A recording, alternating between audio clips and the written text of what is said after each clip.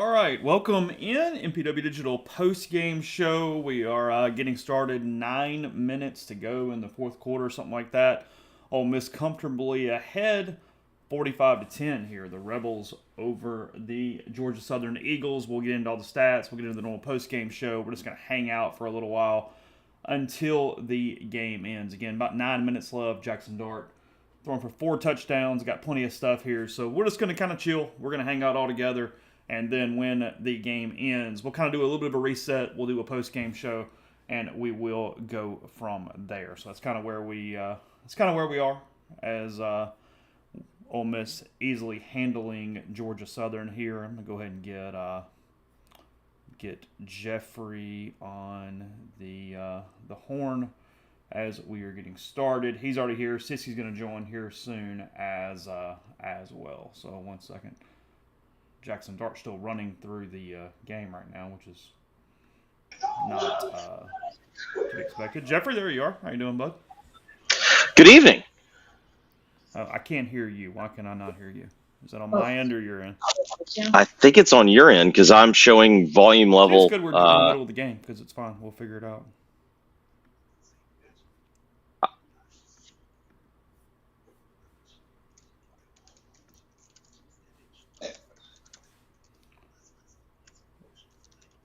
Ole Miss about to run it in again here while we're trying to figure out whatever is going on. And they have 19-yard touchdown now. 51-52 here in a second. So you guys can see Jeffrey. Can't hear him yet, but we will in a minute. He says he's showing. So yeah, mine is showing that I'm talking to you. Oh, we got it. We're good. Okay. I literally had the volume down on my computer. Got it. That was good. No, that was excellent. Excellent producing there on yours truly. Real professional operation you're running here, Parham. You know. It's 9:59. We just got in ahead of 10 o'clock here. As again, Ole Miss has gone up 51-10. 7:51 to go in the fourth. They are reviewing the score. Oh, okay. They're reviewing the score. I didn't have the audio up right now. So, again, we'll talk a lot of Ole Miss when this thing ends. Kind of the day, though. Dude, I felt really bad for Vanderbilt. Like, I was really pulling for the Commodores because last year it burned me. It's maybe the worst take I've had in my entire career, which is saying a lot because I've had some really hideous, awful takes. But I had Missouri overrated and crappy at the beginning of last season. But Drinkwitz screws up so many clock things, and he's such a bad head coach in, like, these actual decisions that can get your team beat, and yet they never freaking lose. At some point, that has to get you. Well, I kind of thought today would be the day because so much of last year was winning one-score games, and honestly winning a lot of one-score games because they had the thicker kicker, and the thicker kicker was a stud. Mm-hmm. And today I thought, hey, this is the day where their kicker's not bad, but he had a bad day.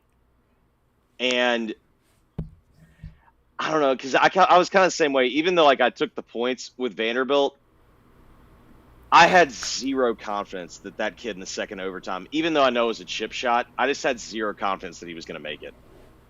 The Vanderbilt kid even, yeah. Yeah. Once he had missed the one in regulation, that I thought, okay, let's go ahead and get this thing right now. Because he made the long kick right before the half, and you're like, oh, okay.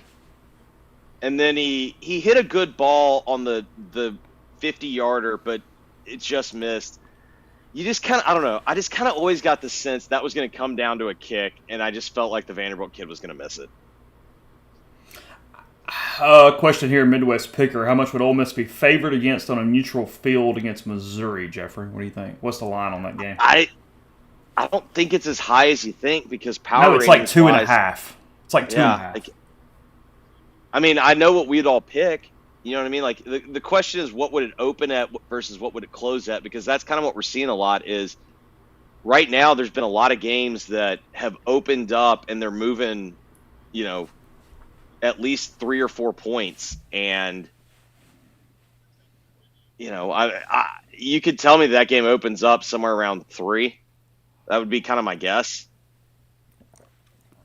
I'll go with that. I was thinking about this today. Like, I'm sure we'll get into LSU's defense at a certain point, but it's like, who would you take on a neutral field, UCLA or State? Well, it's UCLA after today because Blake Shapen's out for the season. He did at least give him a little bit of a redeeming quality there at quarterback. I saw him leave the game, but I kind of thought he might be getting a little. We got Georgia and Texas. No, he's Texas done. Season ending. It's a brutal sport, man. It's not a contact sport. It's a sucks. collision. It's a collision sport. It is. Yeah. That's fair. By the way, we got a big stop for the Vols there. Huge stop for my Vols. So what are we, 22-3? No, 22-9. Okay. I missed one. And now Oklahoma's got a quarterback controversy. Is he hurt or just not good? I think it's a little column A, a little column B. Candler thinks, and I'm not even sure. He says, do we know why Kiffin has a walkie-talkie on his hip? Not the headset pack, but an actual walkie-talkie. I'm assuming there's some type of issue between the player coach, whatever, C2P, and it's not working from his headset, so he's using the walkie-talkie. That's how he's talking to the helmet. It's fair. All right, again, so we're purely assumption. 22-9 there. Do we have a late game at all that's going to have our interest in like 45 minutes? BYU Kansas State just kicked. Okay. I think that's a good game. All right. Okay. We'll play there. I mean, I'm holding off on Auburn until this game ends, so you can talk about anything else. The Michigan USC game, like that was the classic. Every gambler's been there. When I think we talked about it on Thursday, like we all liked USC in this game, but the number made us all go, "Oh, this." And Michigan won that game with what, 30 yards passing? Let's see. I mean, maybe it was higher than that, but it was 22 for a while. I mean, in the second half, I don't think they got a first down until like that last drive. Really? I mean, it was terrible. I mean, that whole game to me came down to that pick six. Oh, I mean, 100%. 100%. Michigan clearly came out in the first half, and they popped them, and they had some breaks go their way. I have no idea how that fourth down did not get reviewed. From the TV camera, again, it's TV camera, and it's at a different angle. He looked clearly short. They did not stop and review it. Then touchdown Baylor, by the way. They go up 30-24, extra point pending over Colorado. So to me, like that game clearly went to Michigan's script. They get the fourth down conversion, and then they score a touchdown. USC was not prepared for how Michigan was attacking them up front. It took them a little bit to get going. And then once they got going, I felt like, okay, they're the better team. And then the pick six happens. Like, I just felt like in much of the second half, until the pick six happened, I kind of thought they were going to win. And then when they took the lead, I still thought they were going to win. And then the key is, man, a team that clearly is better at tackling this year. Like, they're clearly not what they were last year in terms of bad tackling. They picked a hell of a time to have some really poor tackling. And the other key for them is they never had to chase. They could just run the ball, and they were ahead. And like they were, even if you're down 7 or 10, there's a freak out moment for Michigan because they simply cannot throw the damn football. And instead, you were correct. 32 yards passing. There you go. 32 freaking yards passing. I mean, had you told me that. What was our number in picks? For what, this? I did not bet this game. You talking about Ole Miss? Yeah. 35, I think. It was 35 or 35 and a half, and I don't know which one. I kind of feel like my prediction was correct. If it was 35, I think Kiffin's fine with a push. I don't think he's going to stop his buddy. Yeah, we're 5:36 to go. Georgia Southern 1st and 10 on the 40 as of right now. I've had to reset my computer system on my television because I don't have DirecTV. So we're in a reboot mode right now. Is what we are. Let's see. Get some super chats. Appreciate you guys. David Hudson, thank you. Pocket watch. If BYU goes into enough overtimes and the clock strikes midnight, does BYU have to forfeit, or does Mormon say that's okay? I think that's okay, but just barely. They get a lot of leeway, though, because like even in NCAA tournaments, they don't have to play on Sunday. Yeah, we used to, when they joined the West Coast Conference and everything but football, we had to move our baseball series up to Thursday, Friday, Saturday for them. Is that what you did? Yeah. Instead of just playing a doubleheader on Saturday? Because we didn't have lights. Oh, really? Yep. I didn't know that. It's not a money thing. It's a Malibu thing. It's a Malibu thing. Yep. A lot of rich celebrities that live there that don't want lights late at night. So like light pollution thing. We have this beautiful like obelisk like cross at the front of the campus, and Barbra Streisand's tried to keep us from keeping it lit at night. Has it worked? Is that debatable? I think there was a compromise. I mean, she didn't lose. I'll tell you that. Like, I don't think we can keep it lit all night. I think like at a certain point we have to turn it off.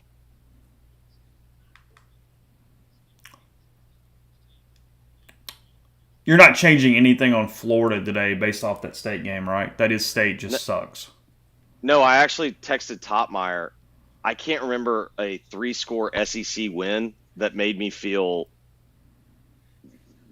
less impressed than what I saw today from Florida, right? Am I wrong in that? No, I think so. They're awful.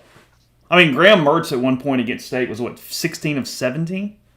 I think they said he hit 13 straight. Yeah. I think that's correct, 13 straight.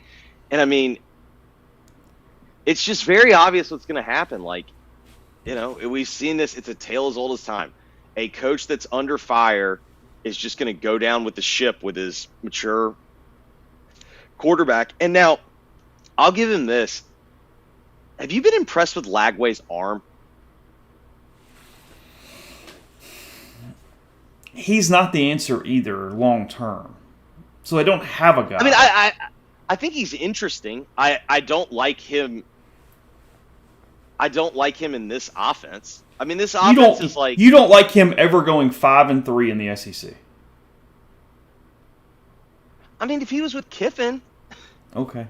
Well, he's not. Well, I mean, if he's with Heupel, like, I just don't like him in a power spread, play action. Like, that's just not what he is.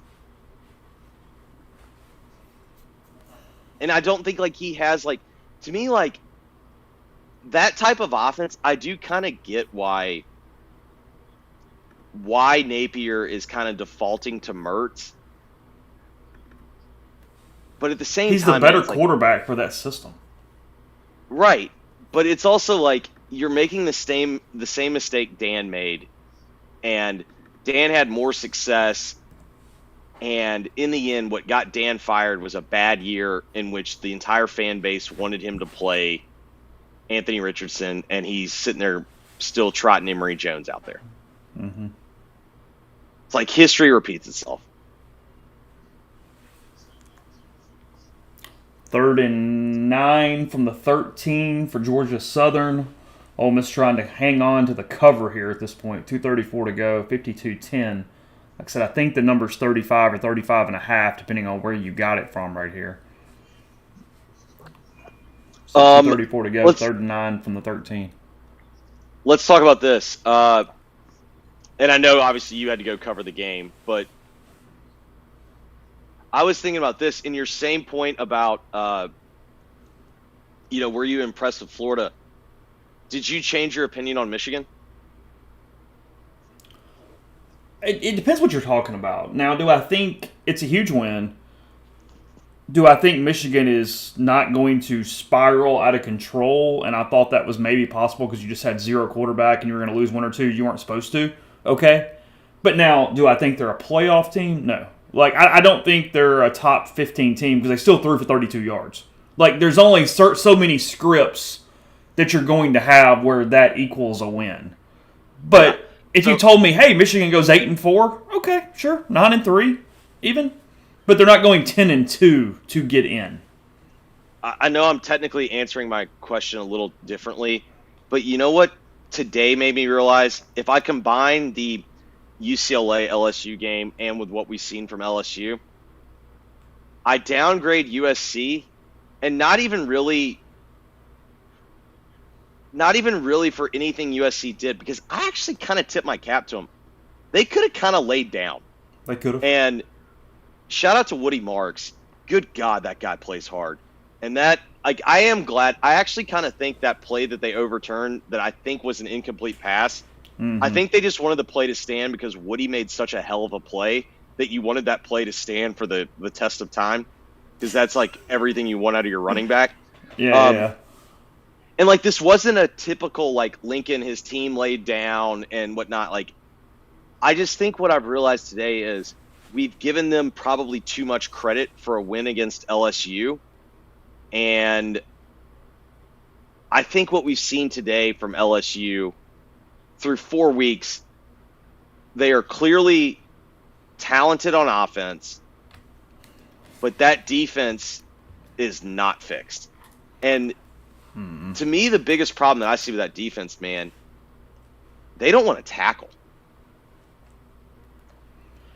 They're not physical. They don't have any confidence. They're still counting on being bailed out. And it's the abbreviation of something I was kind of saving for the postgame show, is that I thought that LSU is a more severe version of this because Missouri is better than LSU. However, both of them waddled through these games today, and I felt like we're learning so much about these teams, but they're not losing, so they're staying in our conscience, and they're kind of staying moving forward. Does that make sense? But yeah, you kind of look at them. It's where they're failing the eye test, but then the record still is the record. So we can't move them down all the way out of the tiers and just shut the hell up about it. So I totally agree with you. I do think what's happening, and we saw this to a certain degree last year, but there weren't teams that kind of emotionally made us feel one way or the other. What we've seen is that the good teams are still good, and they don't really lose, but they're not winning. For the gamblers out there, it wasn't like when I would just lay, when Alabama had Tua and those receivers, it's like first quarter, first half, game, whatever. And, LSU with Burrow, lay it all. So they're not just like dominating, but they're also not losing. And so, which is a hell of a trade. Look, that's a hell of a trade. And admittedly, a problem that I have is it's the Ole Miss Missouri mirror from last year. Is they both won a lot of close football games, but they did win them. Right, and the difference to me is like, oh my God, we just had the funniest play in Oklahoma. Kid tried to throw it away, and I think ball either slipped out of his hands or it hit his helmet. Right, but Ole Miss and Missouri won close games in very different ways last year. Missouri played close games throughout, and then they would kind of figure out ways to win. Ole Miss's script for close wins was get out to a big lead and then hang on for dear life because their defense wasn't good enough to close people out. I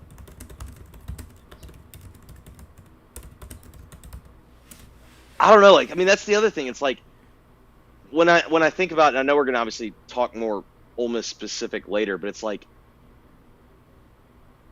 have we really learned anything through 4 preseason games? We know the offense is explosive. We know it's going to be very hard to cover all their options.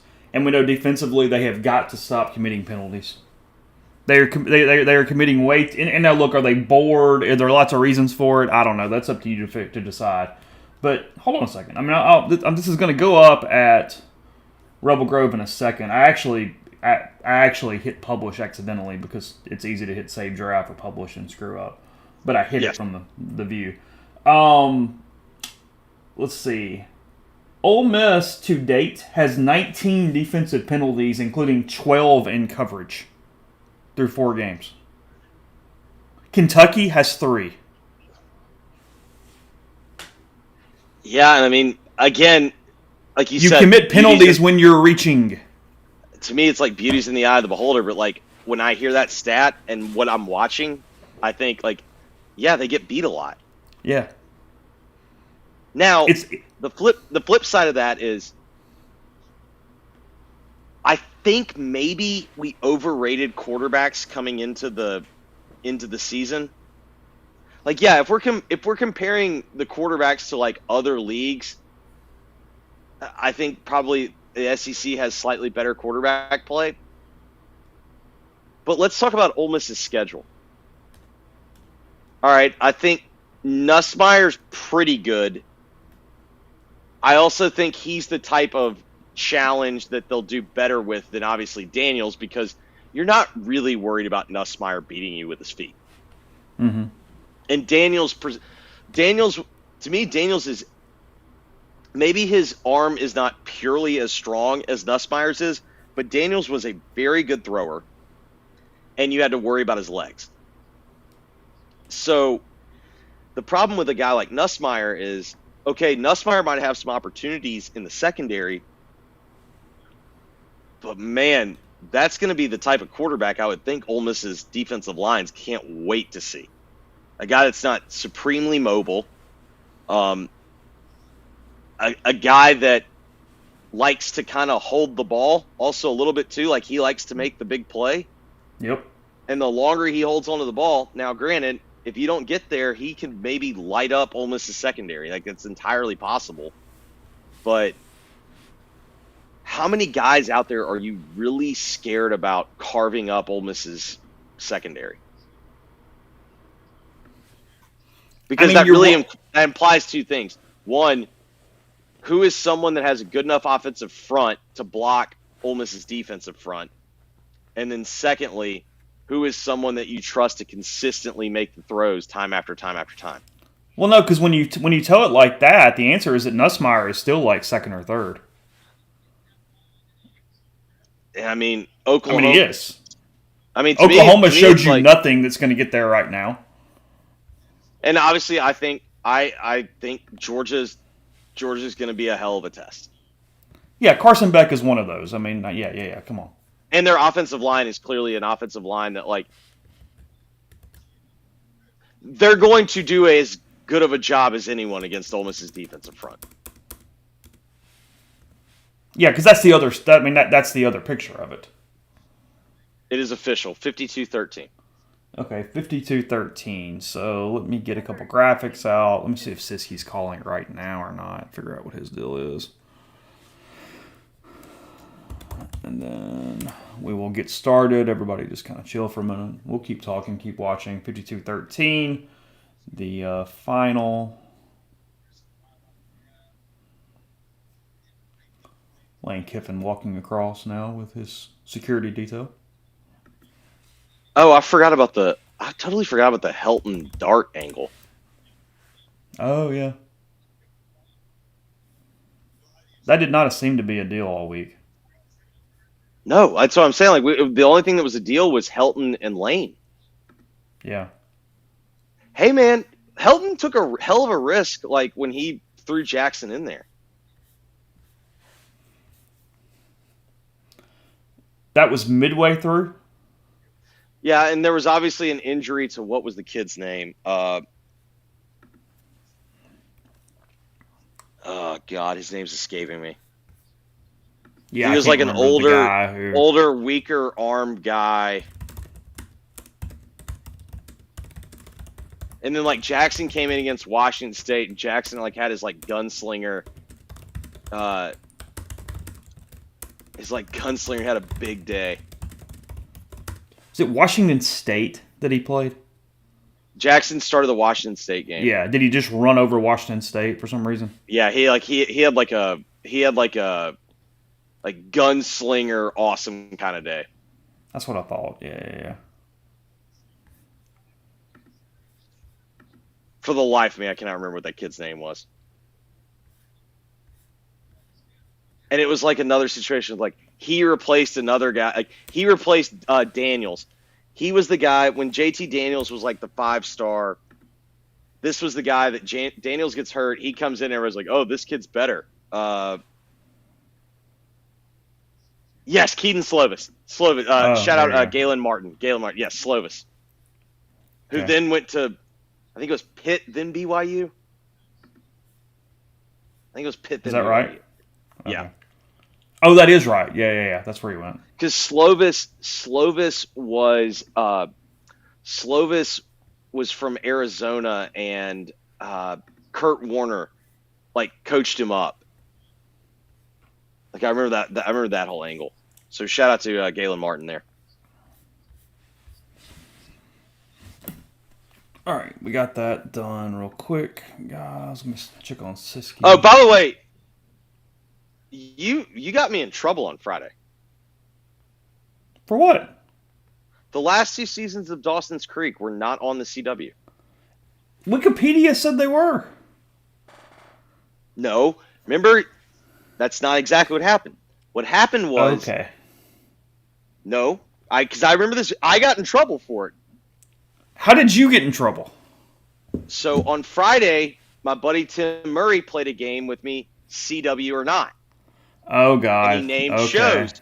All right. And so we started with Dawson's, and I even specifically said, Wikipedia, according to my buddy, is wrong.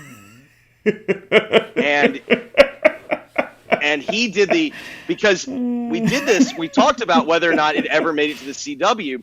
The CW doesn't launch till 06. Dawson's ends in either 03 or 04. And so, really? And I specifically remember what your answer was. Your answer was Wikipedia says it never made it to the CW, but we looked it up and it did make it to the CW. And then there's no way that's like actually possible. Ball! Okay. So did you miss any other ones, or did I cost you a perfect game in that? Yeah, no, you Jim Nance me. I'm Barney completely killed it. No, I'm sorry, okay. you lilied me. You referenced the perfect game. Yeah. I mean, it was awesome. It was like watching. It was like watching Scherzer in his prime, like when he's just on. He had every pitch working. Didn't even hesitate on questions. Like, come on. He even tried to stump me with. He followed up, like he backed up Buffy and Gossip Girl. It's like, please. It's like completely in your wheelhouse at that point. Mr. Siski, you're here as well. We'll get this show, this party started. Look at you wearing your camo and your military appreciation. Did you wear that on sidelines today? Look at this, Tyler. Thank you for your service. Yeah. Hey, what do you think about this? What do you think about this lettering right here? You should just go on the side of it.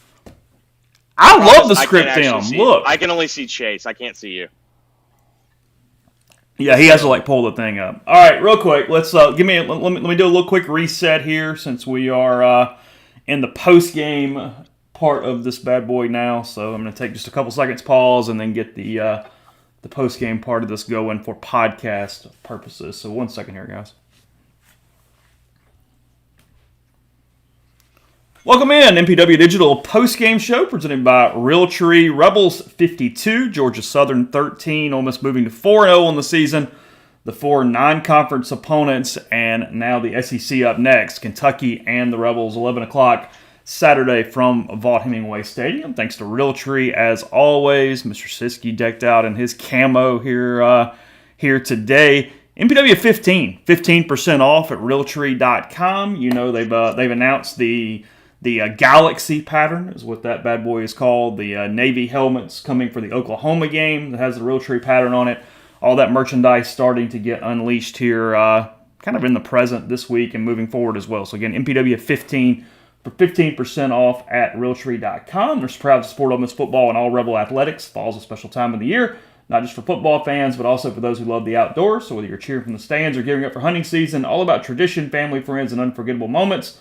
Realtree bringing the same passion, delivering the best in-class camo products, including the all-purpose hunting pattern, Realtree APX. That's what we used on our graphics today, game day graphics and final score graphics, and Realtree Legacy. I've got that on right now. It's kind of in the hood, the lining of my hoodie that I have on, plus some of their popular old school patterns. So Realtree.com, again, MPW 15% off. Did you go to the game, Siski? No, did not. I did not. I sat right here and watched football. Everybody else went. I stayed. Good man.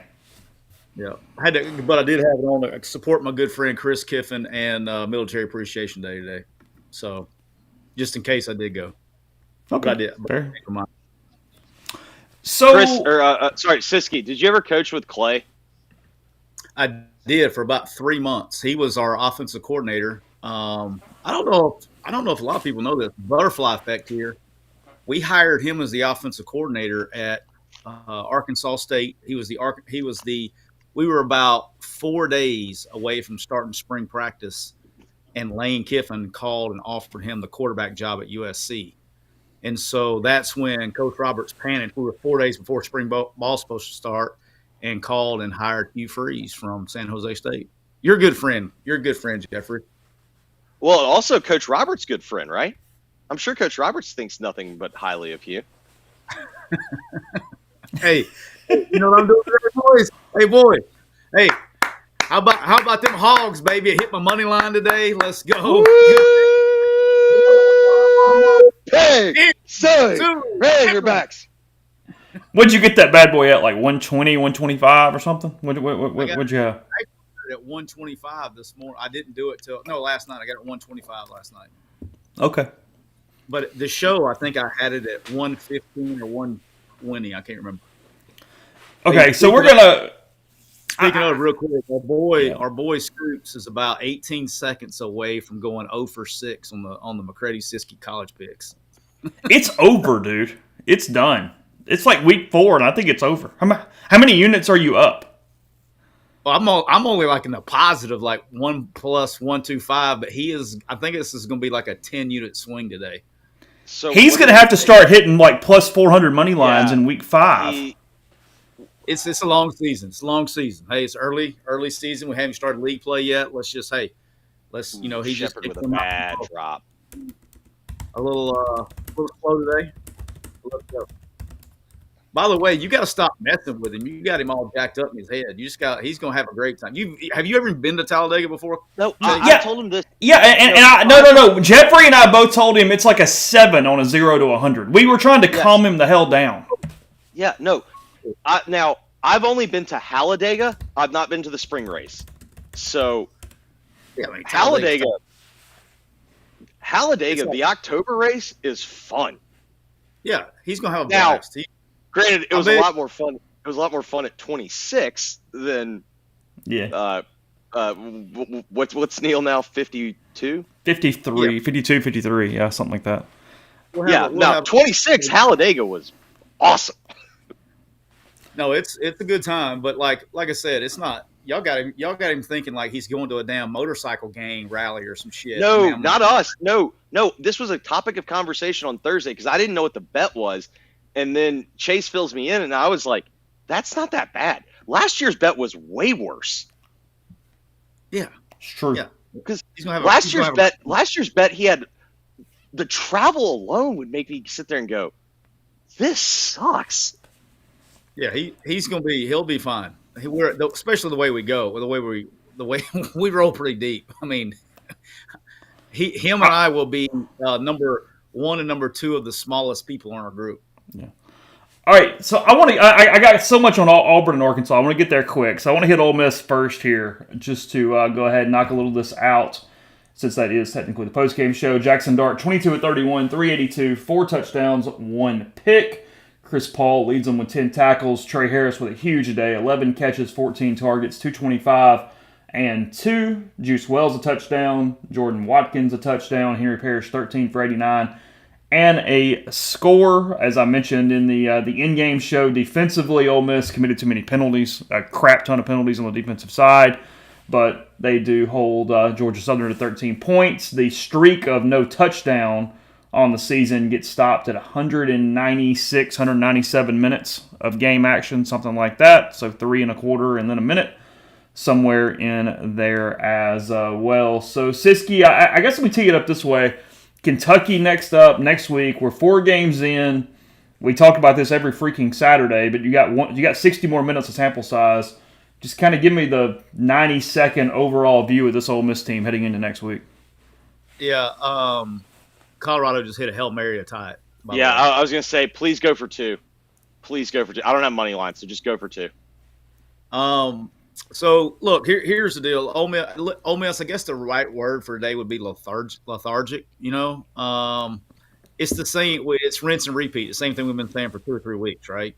And it's, you know, offensive line concerns, running game concerns. I mean, the running game and offensive line is not performing up to their ability.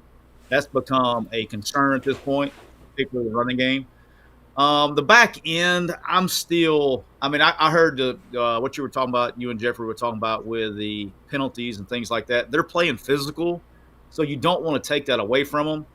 The grabbing stuff, I don't know if it's because the guys are slower, you know, they're changing pace on them. I don't even know because you can't see it on TV. But look, I mean, with all that being said, I mean, you still got to block the dudes up front to get the ball off. You know what I mean? Like there is. It's not like they're back there just holding the ball forever. So I think it will work itself out in the aggregate, I guess we could say. But they haven't played an offensive line or a receiver group like they're about to start playing, even counting Kentucky, right? Even though it's Kentucky. So we'll see there. That's more of a question than it is a concern for me at this point. The only concern I would have to like I said on the board earlier this week, if you want to win the damn thing, if the goal is to win the damn championship, they're going to have to get something figured out besides quarterback run and jumbo package. When they got to have a run, that's what they go to. And leading to that, Ryan, thanks for the super chat. He says, Siski Lane has surely kept the scheme pretty vanilla. Could that be at all due to some of the offensive line woes, or is it just mano a mano up there? No, that has nothing to do with it. They're not. If they're keeping it vanilla, they're still not executing vanilla scheme, which makes it worse. Actually, it compounds the issue. Doesn't make it easier. If you can't execute vanilla scheme, you're sure as hell not going to execute game plan scheme. What channel is Colorado on? 13 or whatever, Fox. Fox, okay. Austin, thanks for the super chat. He said, y'all give NASCAR fans a bad name. Now Siski's defending all the NASCAR fans. No, I think all of us are defending. Yeah. No, he's talking. He's fine. Y'all were getting my man. Y'all are giving my man anxiety, man. He's going to have to go seek better help. No, we were not. Maybe people on the board were, but we were not. Neil is. Neil is acting like everybody's just going to charge him and be like running of the damn bulls when he shows up. That's the problem. I'd consider myself a casual NASCAR fan. That's my hot take. Is Neil is going to leave this thing an actual fan.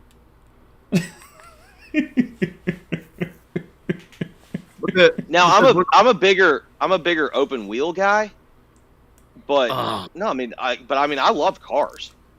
But see, it's gonna be a good time because Bob's gonna go with us. Bob Ducato from Monster, and he does the sponsorship for Gibbs and Tyler Reddick. So we're gonna get some super access with some drivers and shit.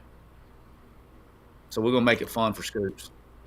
God, I really needed Colorado to go for 2. Realtree, also a very long proponent of NASCAR between Dale Earnhardt and many other drivers and locales. Yeah, we're gonna figure it out, especially if it's in April. We got plenty of time to plan it. We got we'll have a good crew there. It'll be fun.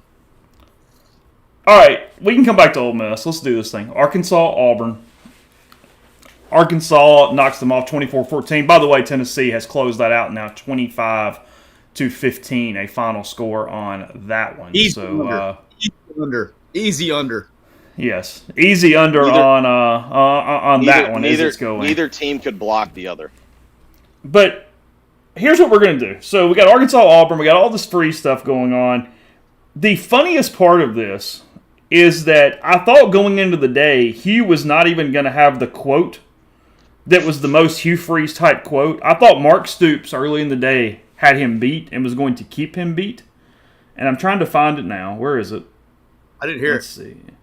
Oh yeah, it was good. It was at halftime. I thought this is we're foreshadowing Hugh. So they're playing Ohio. They beat the hell out of them. They won 41-6. Stoops at halftime. I wanted to kick the field goal on third down, and everyone told me to go for it, and I should have just gone with my gut. That's on me. Respect. That's really good. I'm at fault, but only because I didn't listen to myself be right. Like, that was the most Hugh Freeze thing we could have had today was that. But then the game happens. I'm okay with that one because I know Mark, and he's just probably pissed at himself and the staff. That's a staff thing. Like, I'm okay with that one. Okay. I'm not okay. All right. I'm not okay with what you're about to say, but I'm okay with I would say the key difference here is Mark Stoops has not made a career out of. Yeah. This is. I think Mark Stoops has a pretty good football team, and he is just perpetually frustrated because he thinks he could be in Aggie land right now with money. Yeah, I know Mark. I'm going to let him slide on that one. That's probably, if you read it, you wouldn't have thought twice about it if you have it. If we're not about to talk about what we're about to talk about, you wouldn't even click twice on the link. But I had it on my mind, and there we are. Because why did you have it on your mind, Chase? Here's the best part of this. So again, Arkansas 24, Auburn 14 today. The best part is that we tee it up early in the game at halftime with the TV announcer at like the start of the fourth quarter, and then in postgame too. Hugh didn't just get his knocks in on the rest of the team, run them over, back them back over, and then run them over again. He did it with Ronnie Brown with the halftime interview. Said, hey, we got guys running wide open. We just got to find a darn quarterback that doesn't throw it to the other team and doesn't turn it over because the plays are great. We got people running everywhere. He tells the TV person the exact same thing going into the fourth quarter and then gets into the postgame show and does it for the third time. He hit for the damn trifecta today, guys. Like, it was, he was the sports writer who goes, I don't care what the answers are. I know what, by God, I'm writing today for a column. And that's what he did. He knew the story in the second quarter and went all day long. This is it. This is the narrative. I'm telling my truth. And by God, he did all day. It was a work of art, guys. Work of art. Tyler, I'm letting you go first because go ahead. It's your buddy. Go ahead. Hey, look, Jeffrey. I have said a quiet prayer every day this week that this result would happen just for this post-game show with you on here. So please, sir, hey, please, I've been eagerly waiting for this moment my whole week. So please, Jeffrey, I have nothing to say. I'm just over here between Jeffrey and reading Bo's tweets. I've just been thoroughly entertained tonight. Well, because the thing is, he's not wrong. The quarterback play sucks. It's just his fault it sucks. Okay, but you know what else gets left out of all this is Hugh is acting like the quarterbacks are standing back there with all day to throw, and they're just missing wide open guys.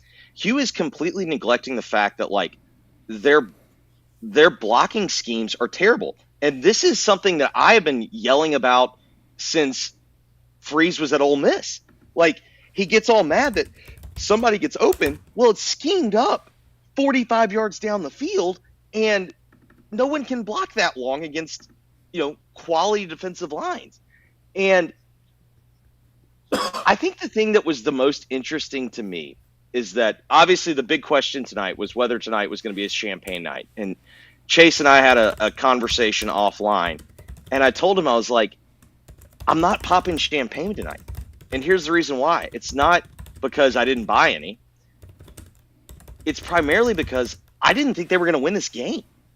To me, the champagne popping is when last year when he made the Ole Miss game as Super Bowl, that was obviously a champagne pop because that was just rubbing it in because, hey, you dumbass, you're at Auburn. You don't make the Ole Miss game your Super Bowl. That's not how you survive at that place. That's not what your fan base thinks. But the thing about today was that it was just so predictable. It wasn't like Arkansas played well either. No, they didn't. Arkansas gave them every chance in the world to win the game. But boys, if you thought it was tough to score against Arkansas, wait till you see what is coming in next week. And I mean, this is where I know everybody's doing and I don't dismiss it, where, he's recruiting well enough on the high school end. But Tyler, you know as well as anyone, man, you start taking a few L's, that high school recruiting starts to get harder and harder. Guys are allowed to decommit. Yeah, you have to be able to show that you're gaining momentum. But look, I mean, but serious talk before the bashing continues. Obviously, the quarterback play is terrible. I don't think you go. They invested 6 quarters into Hank Brown, and now you go back to Peyton Thorne. Like now you've lost 2 quarterbacks instead of 1. I probably would have just stuck with the guy because it's not like Peyton Thorne's like some great set. This was not the Milroe. What was I don't even remember the guy's name. What was Tyler his Buckner, name? the guy that's playing lacrosse at Notre Dame. Yeah, this wasn't one of those situations. As far as like, it was going to be, you got a dude coming off the bench. So you probably lost 2 quarterbacks, not just 1. It's no bueno on the plane. The only thing that I would say, and I don't even know if it's necessarily pushing back, I think that was also Hugh's way of saying, all right, y'all want to see what it looks like? Because I'm in practice every day. Because remember Hugh's comments before. Jeffrey, I know for a fact that wasn't, I mean, he was trying to find a dude. It was not. But I mean, I will say when Peyton got in there, it's like, Peyton's not good, but you did at least think Peyton's better than Hank Brown.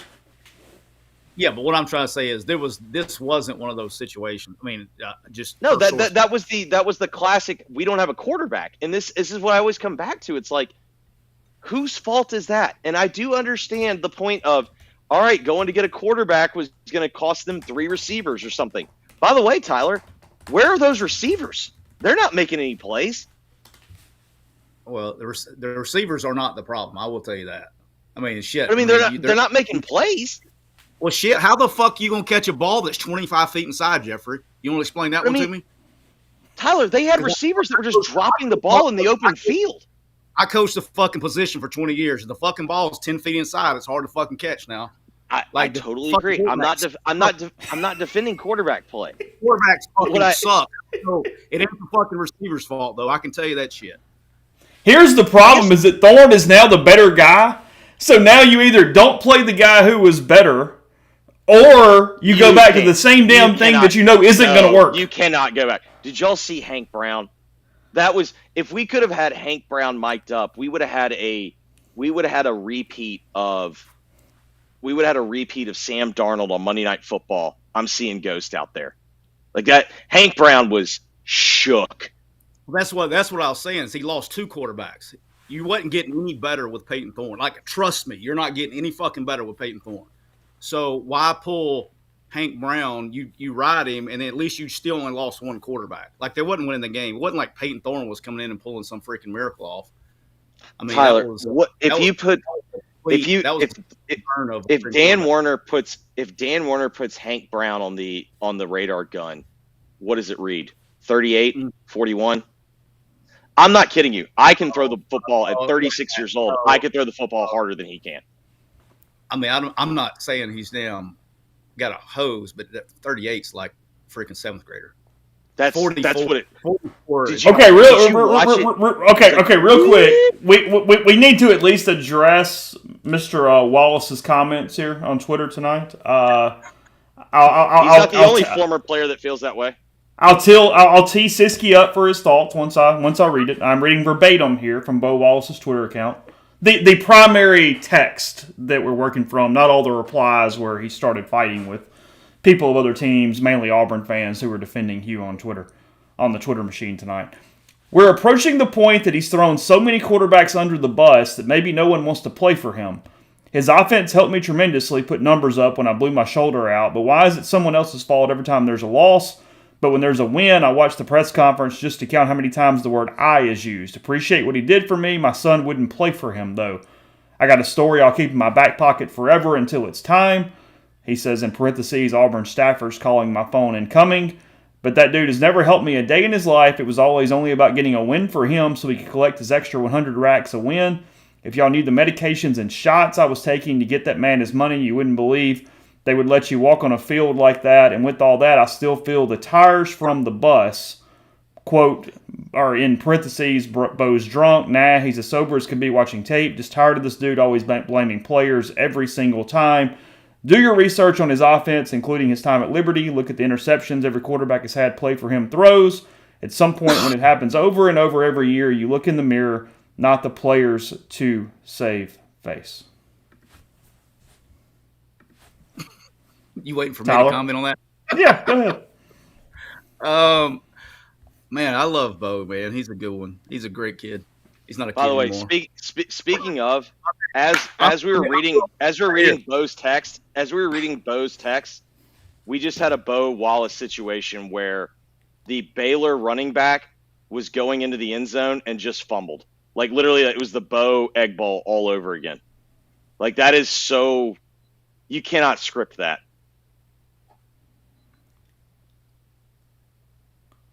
What are they gonna call? He's down. I have no idea. I don't think he was, man. I thought the ball was out. Really? I'm behind. Yeah. I'm behind y'all, I think. Yeah, the ball's out because he had it in his right hand.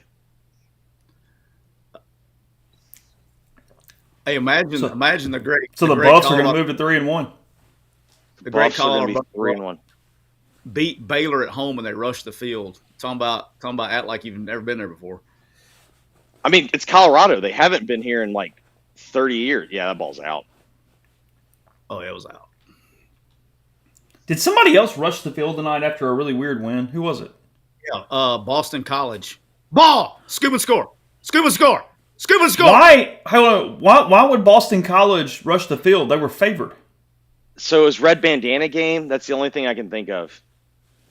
Oh, Okay. I can't wait. That was Travis Hunter that forced the fumble. I can't wait for all the national media to go, what a great job. Heisman Trophy for forcing. He's the best player who has played in the last 25 years, per some of them. Who was was it Dennis Dodd that had him number 2 on best players he'd ever seen? Quote, seen? Y'all are barking up the wrong tree. I think Travis is awesome. I think Travis gets overshadowed by Dion, Shador, and Shiloh, and everyone gets annoyed at them. I think Travis is awesome. But you wouldn't take Travis over Cam Newton if I gave you a draft. Absolutely not. Absolutely not. No, but But I do think Travis Hunter's awesome. He's the best player in college football. Correct. It's why I don't. When everyone does that, he should win the Heisman. Even though I know inherently he's not going to win the Heisman, and I know why he's not going to win the Heisman, I don't get offended at that because I think Travis Hunter's an awesome football player, and he's playing 120 snaps. Like I don't sit there and ignore that. But Shiloh, Shador, and Dion just make everything insufferable. That is true, Luke. We have 100% jumped the shark on rushing the field. Basketball and football. Like, it's become trendy in really dumb times. Hey, good news is Scoops is now 1-5. That was his heat. So he got him a dub there. Scoops took Colorado -2. That was a killer for me. That was a big swing game. Did you take the money line or Baylor +2? I had Baylor money line, but in a picks in a picks segment I do on the radio, I had 2.5. Gotcha. By the way, Ole Miss died, just catching people up. They obviously knew this, but Pegues was fine. He came back in. I know there was tons of message board angst there after he went down with whatever that was there after one play. His shoulder sublux. He'll be all right. Is that what it was? Yeah. I mean, that happens a lot. I mean, that happens a lot, but he'll be fine. And then they were worried about Daquan Wright throughout the week when whatever that was that happened, but it's minor. He played tonight, caught a pass. He's fine too. It looks like they got out pretty well from an injury standpoint, best I could tell. Well, preseason's over. That's the fun part. What's that line going to be? Ooh. Neil and 10, I were right? thinking somewhere between 12 and 14. I'm thinking more 10.5. Okay. But if you told me My I'm initial wrong, thought was 11, but I worried I went too low. I don't know. I think, yeah. Well, it depends on, like, I don't know. Kentucky, they played well today. They did not come out sleepy today like I thought they would. yeah, Mark always wins. They hammer the bye games. Yeah, they play. Stoops and bye games is like an automatic bet. So what are we doing? Are we going to Kansas State now? I guess there's only. I got BYU plus 7.5. So I know it was just a 10-point game, but was that more about Tennessee's defense or Oklahoma's offense today? Because it reminded me of that 2009 Ole Miss game that was like 22-3, where I felt like you could have given the ball for hours and hours and hours, and Oklahoma had no chance to win that game. But I've been so down on Oklahoma's offense the entire season that I do think Tennessee's front's really good. Yeah, but Oklahoma handled them. Oklahoma played damn well defensively considering the opponent, but they just can't score. I will say this: the Eccles kid, he did a better job moving the offense for whatever reason. I thought that's big nuts. I'll give my man Venables some credit, man. That was big nuts. I don't know if I'm going to be honest with you. I don't know if I would have had the nuts to do what he did today. I think some of it was the way he was acting. But, like, Oklahoma had, like, look now, the score, well, they end up losing by what was the final 10, did you say? What was the final? Yeah, 25-15 was the final. 15, yeah. So they get a fumble recovery at the 5. The very next play, they fumble. So they turn it over at the +5 after getting a turnover. And then they get another turnover at the +32. And then he turns it over the very next play. Like, they had chances in that game. It's bad, but, like, I thought they kind of got away from their game plan that they had early in the first quarter. We talked about all week they had to find a way to generate offense, and they were doing like suckers. Like it looked like you're gonna laugh, but it looked like 2012 Ole Miss when we had the terrible offensive line, literally sending everybody to the right, hand the ball off to the left, and they were getting everything on the perimeter. They were getting explosive plays, and then they just quit and they started trying to throw it too much. And then Jackson had a bad pick. Let's go Cougs. He had a really bad pick, and then bad body language on the sideline. And then I don't know, he had really bad body language on the sideline, and he did not. That's when they pulled him. So I don't know if it was a bad body language thing or what it was. But the other kid, the Eccles kid, came in and got the ball out on time and was actually semi-effective for what they asked him to do. But let me tell you what's something. What's going to happen moving forward? That is a $1 million question, boss. Because look, the truth is this: the Jackson Arnold kid is very talented. Okay, he is very talented. He has not played well. The offensive line has not played well. He tries to stay in the pocket a little bit too much, and then not really use his athleticism as much as he probably needs to with the offensive line. And the other kid did. I can tell you this: it's probably next week's probably a get right situation for them. Boy, I will be all over looking at that line next week real quick. I'm gonna try to get it before it gets bet the other way. So, kind of jumping off what Tyler said, the way that I viewed the game was neither team could really block the other very well, because Tennessee, who's run the ball pretty effectively for most of the year, they were really not able to run the ball. I felt like Oklahoma panicked once Tennessee got the big shot play to make it 10-3. I think Oklahoma just panicked, and that was kind of how I felt. They panicked on offense. That's when they get out of their game plan. Yeah. To be clear, I think they panicked on offense. Yeah, they called them, and it wasn't. I mean, it was just a damn good play. I mean, it was what a ball by Nico. But they got him in zero. They rolled down and went zero, and they picked it up, and he threw a freaking dart on a backside glance. There was no safety in the middle of the field, and just pulled away from him. Because I'm telling you, overall, I thought Tennessee. I'm sorry, beg your pardon. I thought Oklahoma's defense did a pretty damn good job on Tennessee's offense for most of the night. Yeah, they played well. I mean, they played really well. I mean, look, here's the deal. I can tell you this: Auburn may not score next week. What is that? What is that over under? I mean, 42. I mean, we're getting now to like with Auburn games, like we're going to be like in NFL totals, right? And we're not like Iowa totals, but we're going to be at NFL totals. Yeah. Auburn may not score next week. I'm being serious. They may not score. Hey, so I'm getting I'm getting hit to go back here. Is that a prevalent thought that Mr. Wallace had on Freeze's career, Siski? Bo is doing. I'm letting Bo handle it tonight, boss. I'm like the casino worker. I'm like, yeah, I'll weigh in here.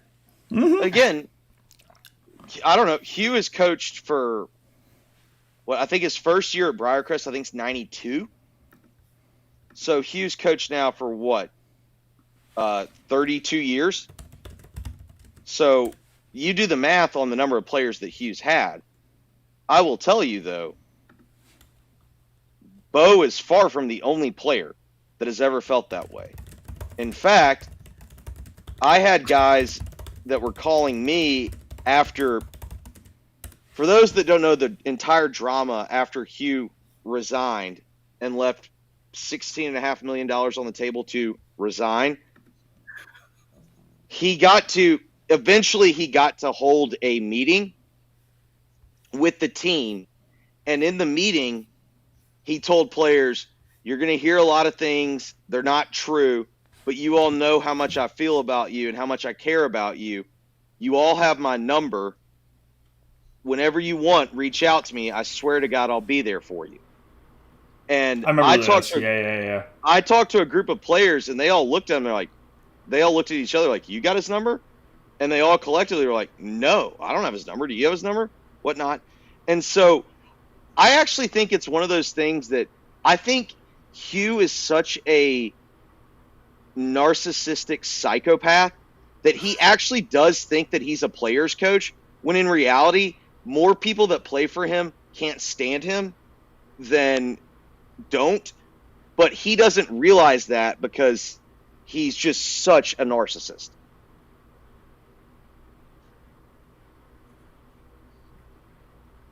Anything else, Jeffrey? I mean, this is the thing. Like, everyone's expecting me to take a victory lap. I've been very clear on this.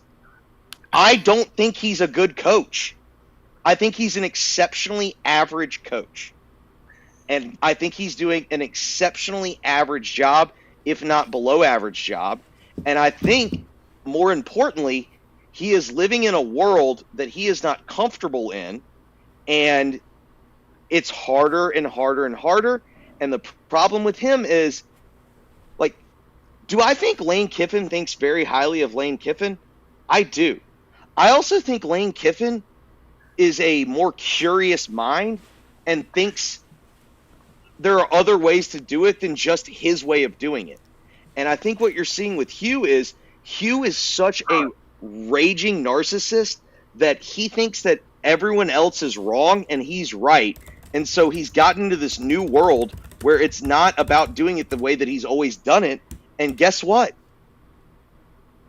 There's a lot of other people out there. And like Hugh's realizing, maybe Hugh's not realizing it, but here's what I think the Auburn fan base is realizing in real time. He's just another coach.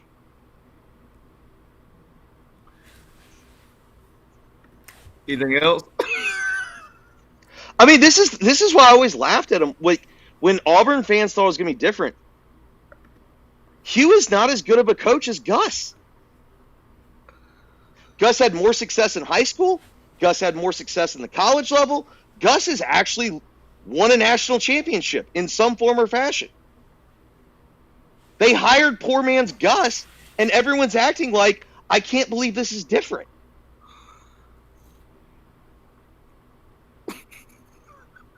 I was thinking silence might draw him out, but he's very dedicated to nothing right now. Like, just not gonna bite, huh, Siski?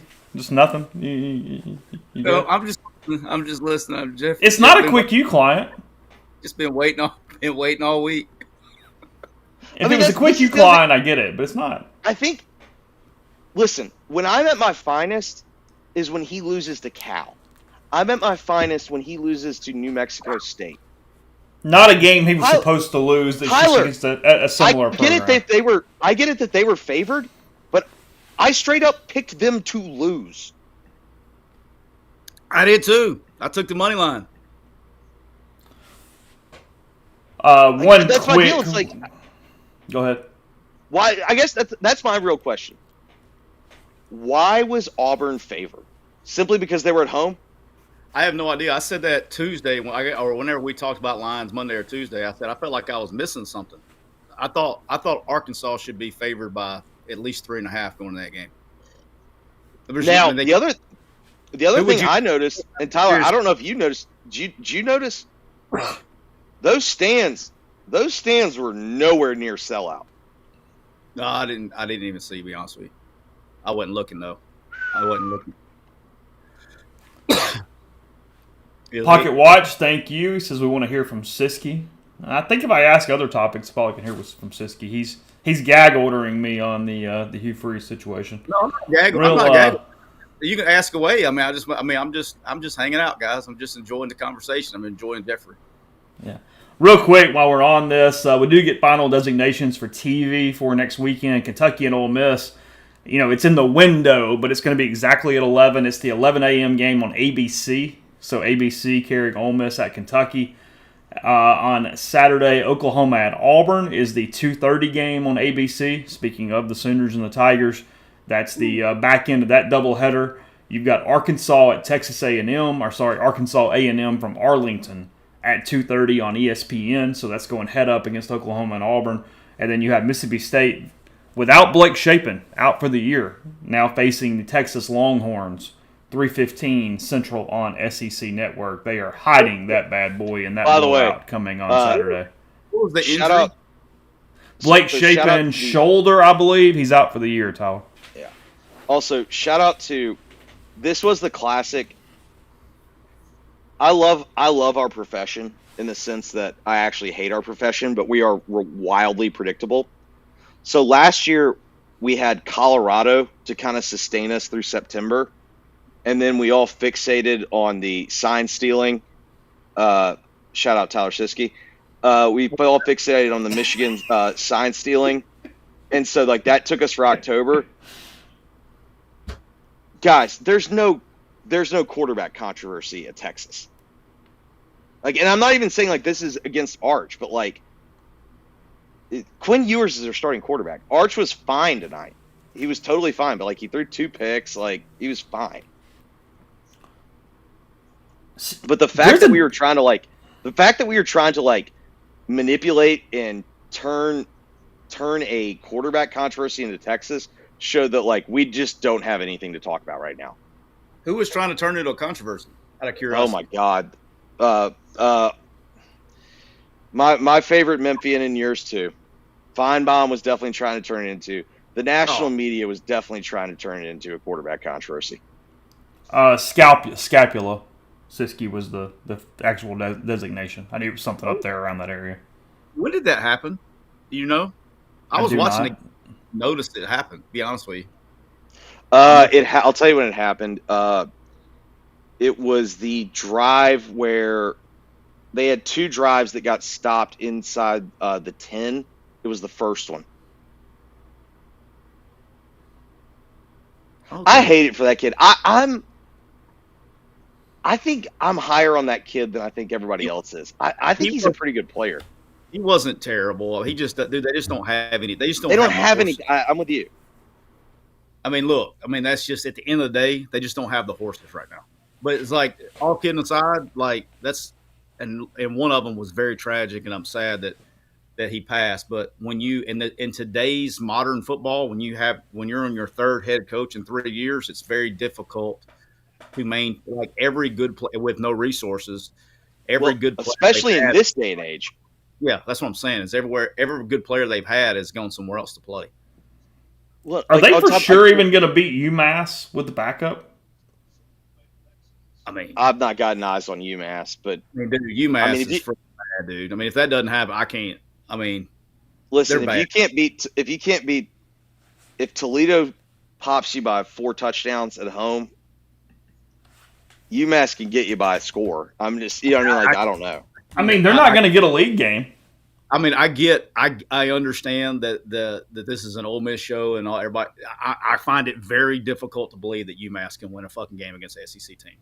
They're bad, dude. But is that okay? But here's the question: in a year 0 with Levy, is that an SEC team? Because I think this is kind of the bigger picture thing. To me, I think until they get something under control, if the rules are just going to be what they are, I think coordinators, and I feel bad for them because I think there's good coordinators that are deserving of head jobs, but hiring a coordinator is just going to be a non-starter for SEC and Big Ten teams, because at least when you hire a sitting head coach, they can bring some people to like stabilize the first year. When you hire a coordinator, they're not bringing anyone. They don't have any money. You don't fire up the base. Nobody's like giving to the NIL fund. Like, it's just I mean, man, like, you can make the argument like the Mississippi State job right now is like closer to the Vanderbilt job than it is to what would you view as the next worst job? South Carolina? And yeah, you have no momentum. You have very little money unless I don't know what. I guess if you go in-house and the university pays it themselves. And for this season, just from an embarrassing standpoint, they've still got Texas, Georgia, A&M, Tennessee, Missouri, and Ole Miss on the schedule. Yeah, I mean, Tyler, I'm with you that no SEC team should lose to UMass. I'm with you, but like, what if the team is just completely and utterly checked out? I can't do it. I'm not. You can sit here. We could have a 97-hour podcast, and there's no way in hell that you're talking me into UMass beating fucking Mississippi State. All right, I got this one for you. I got a super chat for each of you. We'll start with Siski's. Thanks, Drew. He says, serious question, and I'm going to get a drink while you're answering this.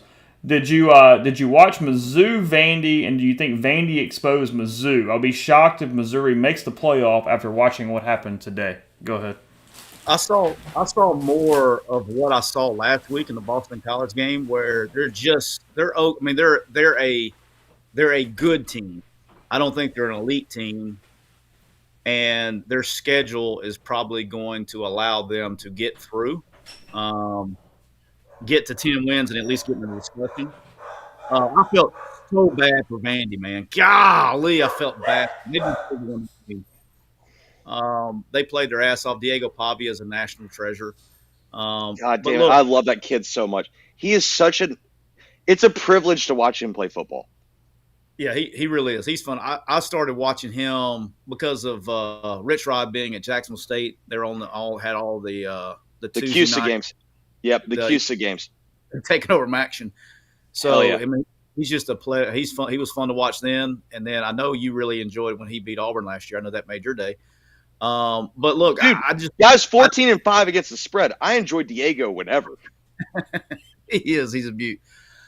I think of all of the SEC teams that everybody's talking about being playoff, but I think they're the worst team of the playoff contender SEC teams. I think it's pretty clear. They can get very pedestrian on offense, even though they got weapons. And I think Brady Cook is a solid quarterback. I don't think he's an elite quarterback. And so are we including LSU in that category? No. Okay, so then I agree with you totally. No, because I feel the exact same way that you do. I think you got Brady Cook is a like you said, he's a Jag plus. Like, you know what I mean? Like, he's good enough to make some plays, but man, if you're asking him to like put the whole offense on his shoulders, like, that's not what I want him doing. He's the SEC version of Cade Klubnik. 100% agree. You know, he's okay. He's not elite. And I mean, he misses throws, all that. Hang on, I saw one earlier too.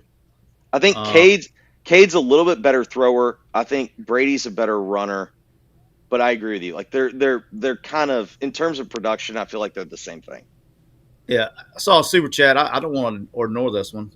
It says KFall06 says Siskey is too loyal to Hugh Freeze. Did Hugh Freeze ever drive over and back over you?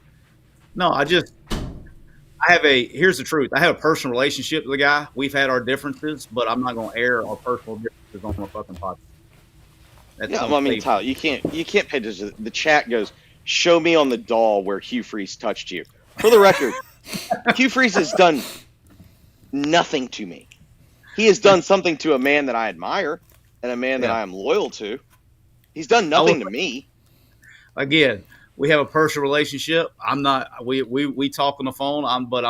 And whatever. That's a personal conversation. I'm not airing that on a damn podcast. But I'm gladly loving listening to Jeffrey talk about Hugh Freeze today. And I would also point out this.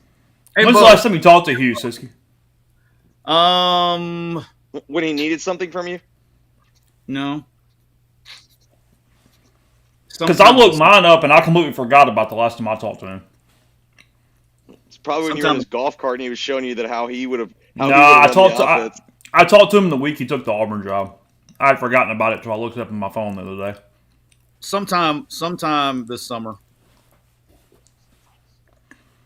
before camp started. So Tyler, do you call head coaches about real quick? Do you call head coaches about quick U? Like, how do you sort of attract schools you don't have? Some, not all. Just whoever I know inside the building. Jeffrey, you're being asked about Memphis and Navy today. Yeah, so I mean, Tyler, would you agree the most obvious trap game in the history of trap games? I did not watch a snap of that game. I just saw the score. Hold on. Let me pull something up for you. You beat Florida State, you get that huge profile win, and then you get Navy and that option offense the next week. So, at least the Florida State win wasn't fluky. Like, they just beat them. But this was the rinse and repeat when Memphis beat Mississippi State with the illegal punt return.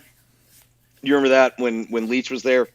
Yeah. They turned right around the next week and they lost to UTSA at home after having a 3-score lead. Tyler, let me tell you how a defense cooks. Let me read you the drive chart for Navy today. Navy had 10 possessions. They scored touchdowns on 7 of them. They punted on 3 possessions. One of the possessions, though, they were trying to just get Memphis to use their timeouts, and they were just trying to run the ball and punt. So literally on 9 possessions, they scored 7 touchdowns. They averaged, I believe, okay, so the fourth quarter hurt. They only ended up averaging 9.3 per play.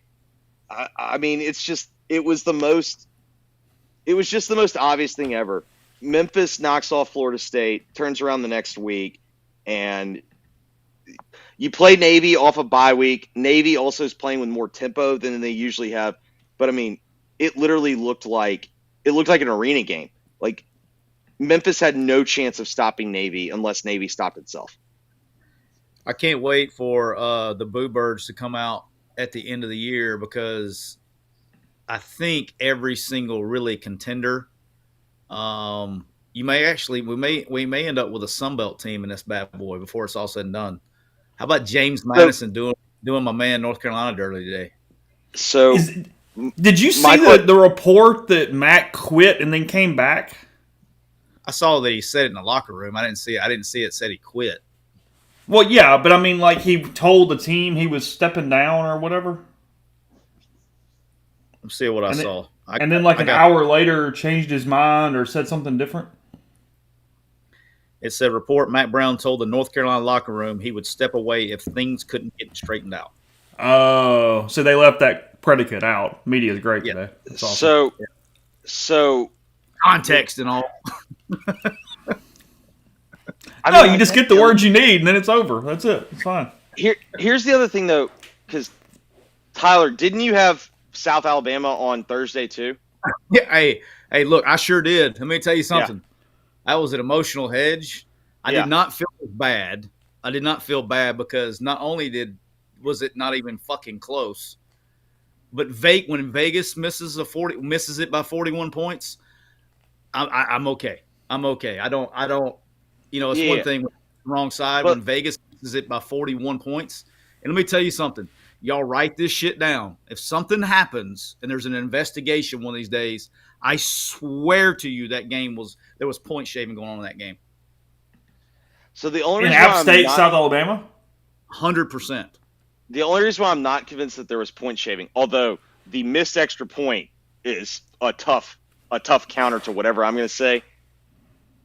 App State on defense they've looked exactly like they've looked all year. But the only reason why I bring that game up is, do you think someone is going to be able to get free and clear from the Sun Belt? Because what I normally see in the Sun Belt is there's enough teams that are similar that it's really, really hard to run the table. Well, that's what I'm saying is there's nobody like you got Liberty's getting beat 17-7 right now. They just came back and started playing in delay. Yeah, Liberty's not as good. Like even with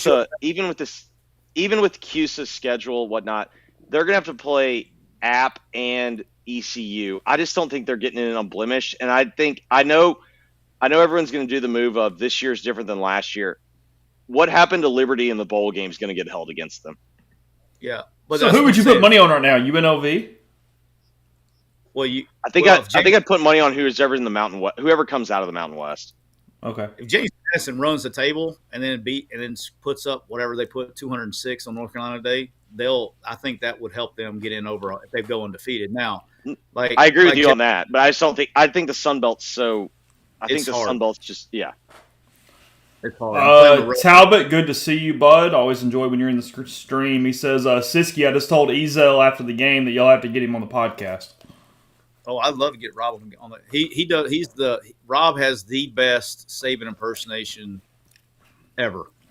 He's the guy from ESPN, guys. Like he is now grown up to be the OC at South Al, so that's where he ended up. I got to tell a good Rob Ezel story that's not out there. I probably should wait till it gets on podcast, but to hell with it. So he was I guess he was an analyst at Alabama right after I left, and I was at South Alabama, and we had a camp, and we had that was when there was all these traveling camps. So Michigan came down and did the camp at South, right? Oh, that's right. Yeah. So everybody, all the Alabama schools, it really sucked because all the Alabama schools got together and got all the players because we had this big list of guys that was coming to camp. They came and got basically anybody in the state of Alabama that was going to be a college player, got them to come visit them instead of coming to our camp because Michigan was there. And anyway, Ezel shows up. Okay, Ezel shows up. Him and Alex Mortensen, who's the OC at UAB now. Alex Mortensen, they both show up, and Ezel is wearing a hat that says "Make Alabama football great again," and he's wearing that hat, and he tucks his shirt up under so his belly's hanging out, his guts hanging out, and he went straight up to Harbaugh and introduced himself as an Alabama football coach. Harbaugh looked at him like he had dick in his ear, and I was like, "Oh boy." I couldn't help it. I just started laughing. He said, "Yeah, I'm just going." And he followed him around the whole day, like he stood next to him the whole day, and it was just annoying the shit out of Harbaugh. It was the greatest thing. He had his shirt completely tucked up with his stomach hanging out, and followed around the practice field the whole day. It was the greatest thing I've ever seen in my life. By the way, is the ultimate unstoppable force versus an immovable object someone annoying Harbaugh? Because the man that annoys everyone, like someone coming up and annoying him, it's like, oh my God, let's just watch Picasso paint. I will say this: I've always said this. I had never met him, and that he earned my respect forever after that day. I don't know if it's popular in the SEC. Like, I think Harbaugh's a good coach. No, I mean he's obviously a damn good coach. Damn good coach, but he So, he was going through. Everybody was mad at him because he was doing all these traveling camps, and then like he's definitely Tyler, a the different official term was satellite camp, please. What I call it? Travel camp. You said traveling camp, please. They were satellite camps. Yeah, satellite camp. It was actually on our campus, so I don't know what to call those. But and I've told this story on the podcast before, but he came in and he was a different bird, man. We've been running these things forever. And he shows up and he comes in our staff meeting and says, "Nope, we're going to do this." And he changed everything, the entire itinerary, everything, how we're doing it. And Joey just let him do it. And I was like, well, that's fucked up. It's our camp.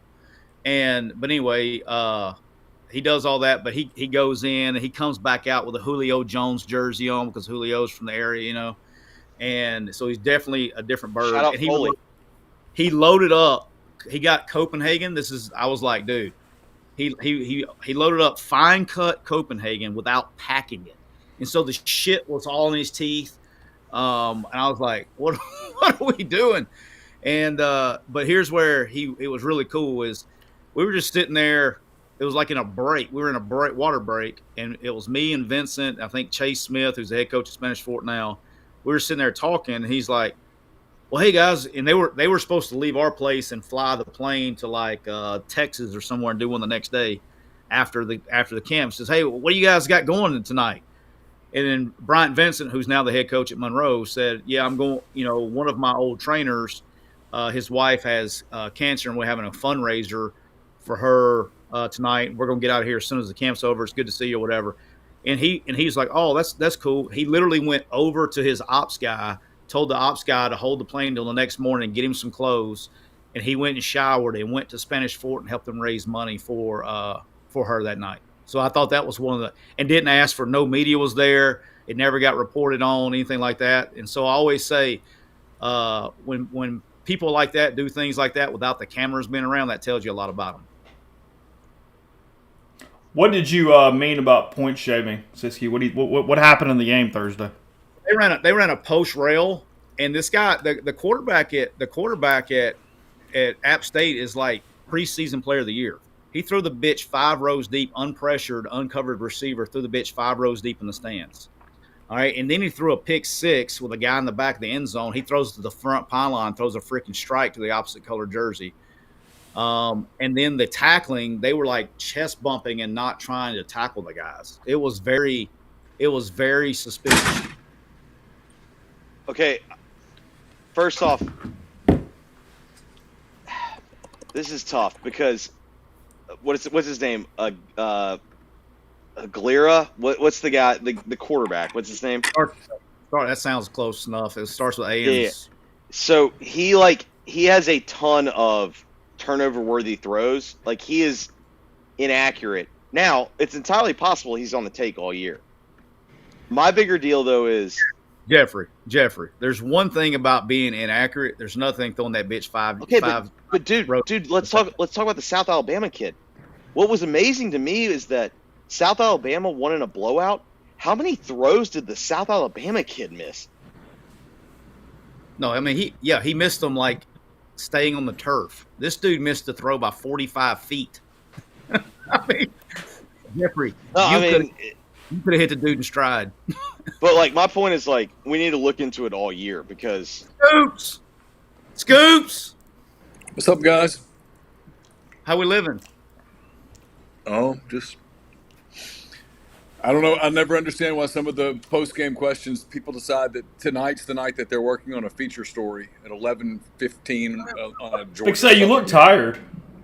I mean, you guys I get very frustrated with some of my media colleagues. Tyler, are you starting to understand part of the way that I am? Yes. Scoop. There might be someone who molded me. Hey, Scoops, did you get the thoughts on Jackson Dart's performance tonight? No, Neil, did you get so Jackson threw for what were his numbers? Someone asked, Jackson threw for 382, 4 scores. What'd you think?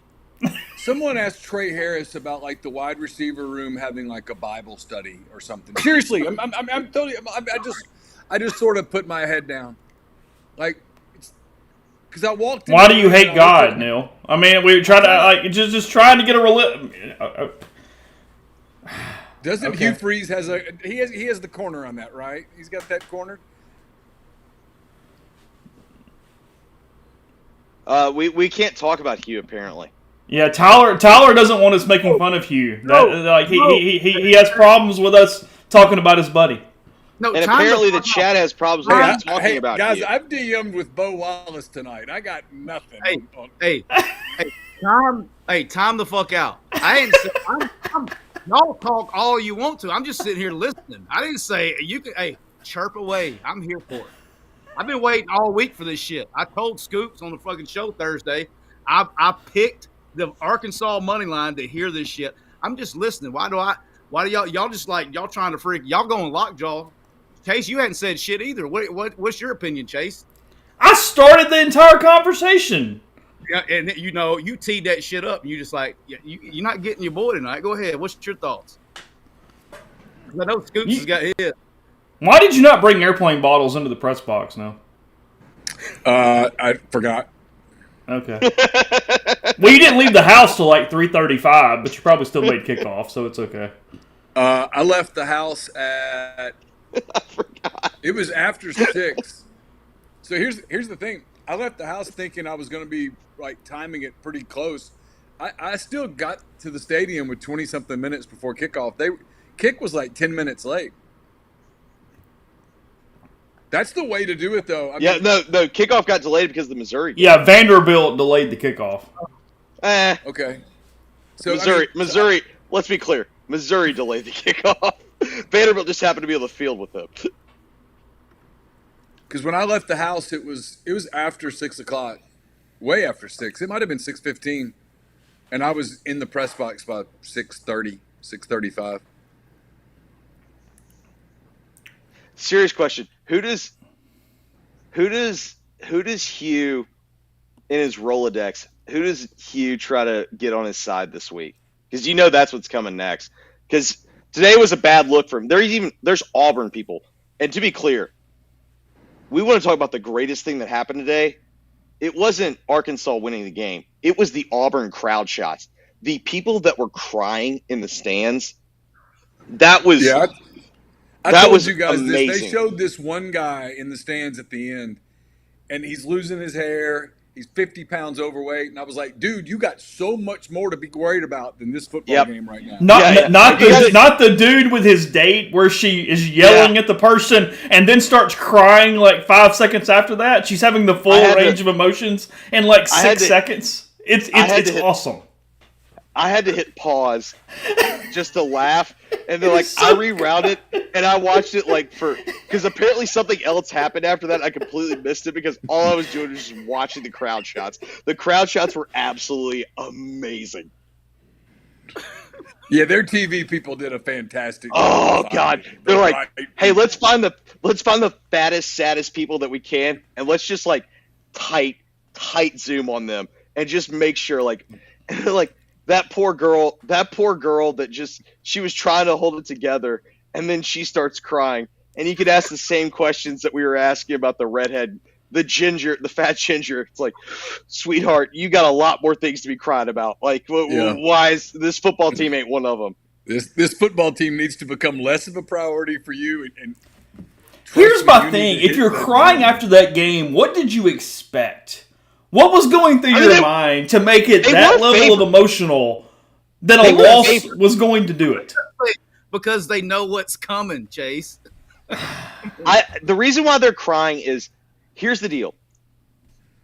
When you sign up for new coach, you want to believe. And you want to believe. And you've had everybody telling you, this is how it's going to go. This is how it's going to go. And you've had to sit there and fight online. You've had to be the people. It's like, no, this time it's different. Look at the high school recruiting. Look at everything.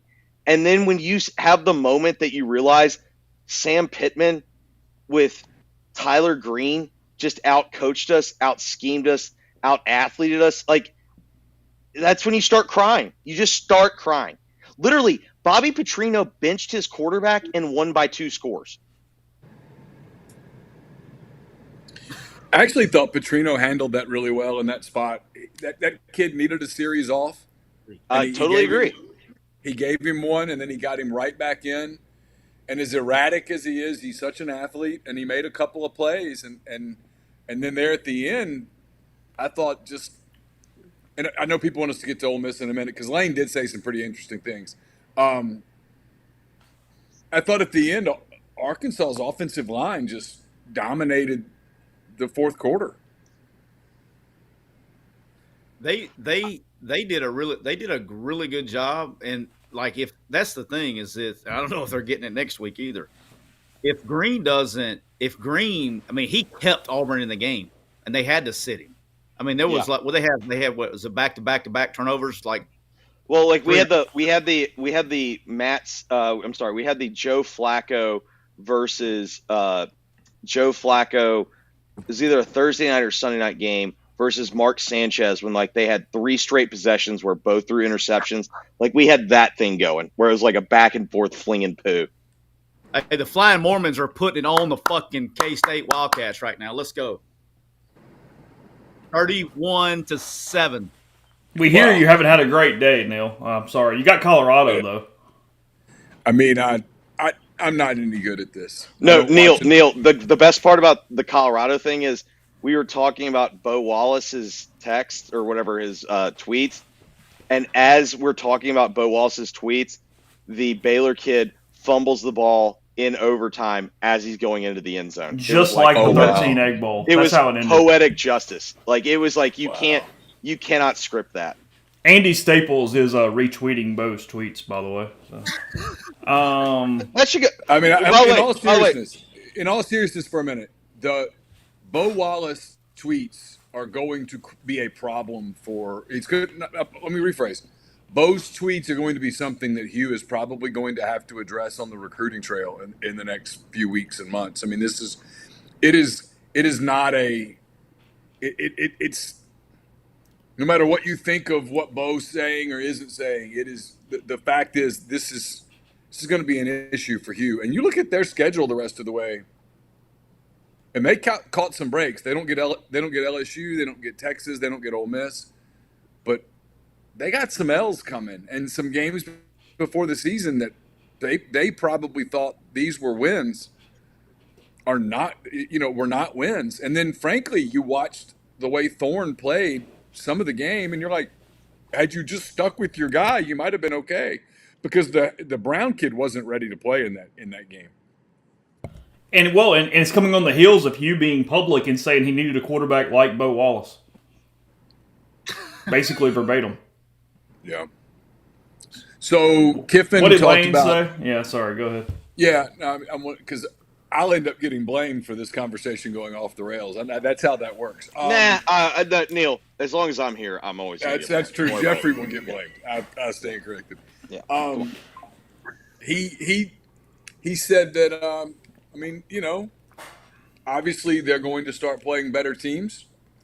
That this team has a chance to be elite.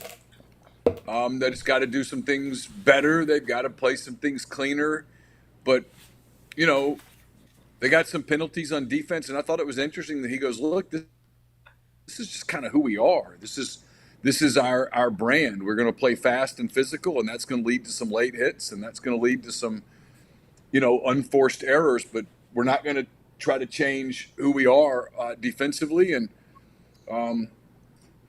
they're electric offensively. And I won't name the people, but I had 2 different NFL conversations tonight in the press box that were pretty interesting. People that have seen a lot of SEC teams, and they were here scouting individual players more than anything else. But they were just talking about how Ole Miss is so physical up front on defense compared to some of the other teams in the league. Thought they were bigger up front on offense, not necessarily a lot better. Like one scout kind of likes Julius Buelow, but that's about it up front on Ole Miss's offense. Like he said he doesn't really know what he thinks of Pettis. Like big body, does some things right, but he's like, I don't, I never catch myself writing down what a great player he is. They like Dart, obviously. They love Harris. They love Juice Wells, like Priest Corn. There's a lot of talent offensively. I think there's this bewilderment that Ulysses Bentley's not playing more. But, back to Lane for a minute. I thought what was interesting with Kiffin was that he obviously believes this is a team that can do really special things. They have to play really well to do it, and harder games are coming. And Lane he kind of hinted at I think he was probably hinting at South Carolina and Arkansas when he said this. He said that, before the season, people in the media decide who's not good. And those teams, even when they start looking better, people still label them as not good. And he said those teams are better than people think they are. And he talked about how in this league, and he's right, in this league, everybody's got good coaches pretty much. Everybody's got talented players. You've got to bring it. You've got to play to your personality and that kind of thing. But he clearly believes that if this Ole Miss team does it, this team has a chance to go a long way. And one of the scouts I talked to today, I mean, he's like Ole Miss is an 11-1 team. And I said, who's the one? He goes, I don't know, somebody, because this league's crazy, and you're going to play some close games, and if you play enough close games, you'll lose one. Well, I mean, it's like today. I mean, I'm probably at this point save it for a little bit of Monday's podcast, but I'm watching it and. LSU, and I told Jeffrey during the actual in-game show right before the post-game started, Missouri and LSU came off of, hey, they got wins. They got tested in a lot of ways. Pretty big horseshoe for Missouri in a way. And I don't know how to, rectify the eye test looking like crap versus they're just finding ways to win games, and, how do you sort of put that together? Because it's what happens because we talk all the time. We sort of put a different definition on that depending on the team we're talking about. Kind of what our preseason expectation is. We kind of do what Lane's saying a little bit, is if we go, hey, that team's looking to make the playoffs, you go, hey, they just win. And if it's a team, you go, I don't know, you go, hey, they look like crap and they've got losses coming. And I don't really know how to, like Missouri, I don't know how to label them in that right now. I didn't see enough of their game today to comment other than, one thing I think you have to do with that Missouri game today is you have to give Vanderbilt just an absolute ton of credit. They went out and got a good quarterback, and he's elevated the rest of the team, and they play with a completely different edge than Vanderbilt has played with in the last couple of years. And you have to give, I think you have to give Clark a lot of credit for that. And, they had a good plan for Missouri, and they stuck to the plan, and they damn near pulled it off. And the quarterback was terrific. And then you have to give Missouri credit. That's 2 weeks in a row that they could have blown it, and they didn't, and they won. And as long as they win, style points won't matter for them. Now, they got to win, and if they keep effing around with some of these games, they're not going to win them. But they get UMass next. I think they have an open date, and then A&M after the break, and then A&M after the break, and A&M's not world beaters right now. A&M Arkansas is a toss-up next week in Dallas. Sissy, what was A&M's final tonight? How much was Diego in the transfer portal? $250. You're telling me Auburn couldn't afford that? And he literally beat Auburn at Jordan-Hare last year. Some of it is about making. He's going to beat Auburn at Jordan-Hare this year too. No, he won't. He's going to beat them in Nashville. Oh, was it in Nashville? Yeah, it's a home game. Yeah. Yo, that's at Vandy. No, that game's at Vandy. They got some tough games in front of them. I will give Tyler credit for this. Tyler said last week that Oklahoma would be a more winnable game for Auburn than Arkansas. Credit where it's due. He was right. I changed. Hey, Neil. Yeah, he changed his mind today. I don't pivot. I don't think Auburn can score on Oklahoma. I don't think Auburn may not score a point this week. Because Oklahoma. If you really think that over-under is 42, we've got to all go under on this thing. How in the hell are both those teams scoring 50 points? No, I guessed. I don't know what it is. I was guessing. I'm really looking forward to next week. I want to see what Ole Miss's offensive line does against what I think is a really good Kentucky defensive front. Mm-hmm. Like I'm ready. I'm ready to see this team get tested. I'm so glad that we're through. Totally with these agree. Because you did the same thing for the fourth week in a row. You watched 2 plays and went, well, all right, another one. Moving on. Yeah. The thing that is so frustrating about this is, so I love my wife and I love my father. And they're both texting me and they're watching this game and they're trying to like take things away from it. And I'm like, y'all, this would be like when y'all get mad at me for watching the Giants in preseason going, we're not going to be that bad. We're that bad. Like, you know, like you can't, this is preseason football. Like I want to see them against anything that remotely resembles a quality opponent and see what they do. I think they're good. I do. But I do too. I have no idea. I do too. I think they're really good, but I thought tonight early on they got bored. I thought they kind of overcame it and ended up having a football game and they were fine. But I thought tonight for a little while this was going to be one of those sluggish, just boring, I'm tired of this games.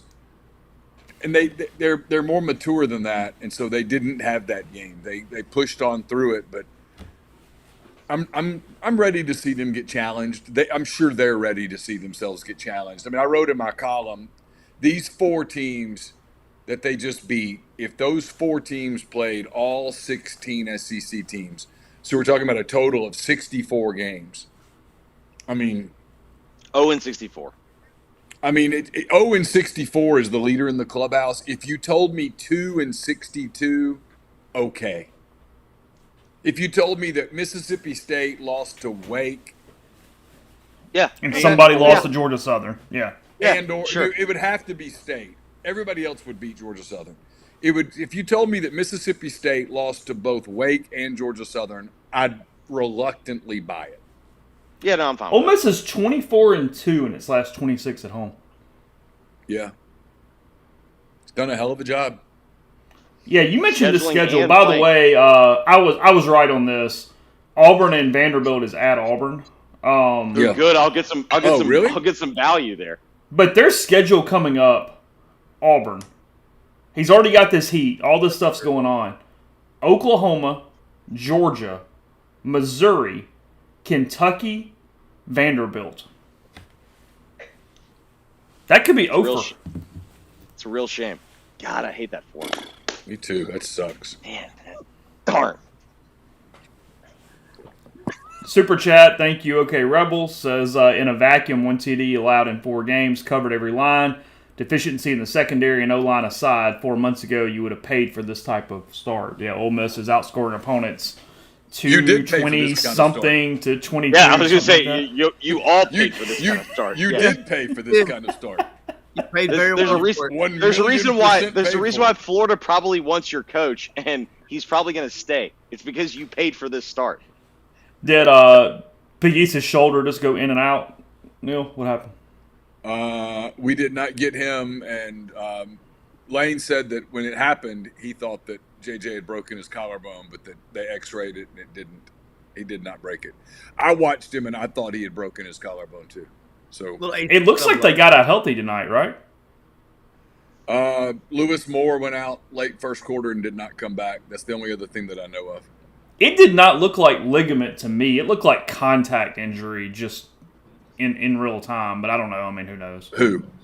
Lewis Moore. I didn't think anything turned. I thought it was a contact type blow thing. I couldn't tell. By the way, Siski, I know you're watching this BYU game. I am. That's an SEC guy that got relegated to the Big 12, right? Who? The official? Oh, I haven't noticed. Yeah, no, I'm pretty sure that's an SEC guy. He got deep 6 to the Big 12. The white hat? Yeah, the white hat got deep 6. I'll look. You got any parting thoughts, Neil? I'm sure you probably would like to go home at some point. We're just kind of hanging out, so. Well, they probably want me to leave soon. No. Neil. No, Ole Miss. No. Here's what people want to know. The press Talk box to us about this staff. Bo Wallace. talk to us about those Bo Wallace DMs. How about we just send a link? Hey, why don't you just send a link to Bo, Chase? Because it's 11:47. I mean, if he would like to come on the show Monday, we'd love to have him on. I'm assuming Neil asked that. I like that. I'd love to talk. I told him I would love to talk soon, and that I'll be in touch. Yes. Okay. I bet if you text that link to him, you'll get a ding, ding, ding. I mean, I'm just saying. You got 1,000 people in here. I'm just saying. Hold on, I'll text Bo. Hey, hold on. For the brand, I'm just saying. I will. Let me see if I can do this real quick. Let's see. Chase is going, oh my God, what am I doing? No, I mean, sure, it's fine. We've had Bo on multiple times. It's cool. I'm a Bo defender. I will go to the grave as being a Bo defender. Well, that's my dog, so I'm I love Bo. I will say that. That's the comment I will make on the tweet. Bo's my guy. I'll go to a foxhole with Bo. We want Bo. I have sent him Bo. I have sent him the link. Okay. I don't know whether he has seen it yet or not. I don't know whether he has his DMs on Notify or whatnot, but the link is in his direct message. All right, I'll text him.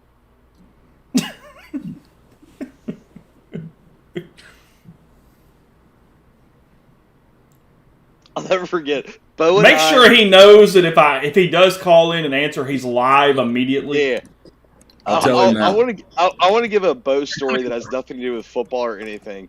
I remember Bo and I were both on a date night at the Oxford, the other theater, not the main theater, the one that's by Secret Wendy's, or what used to be the artist known as formerly known as Secret The Wendy's. more comfortable one, honestly, the grill. Yeah, is that the Commons?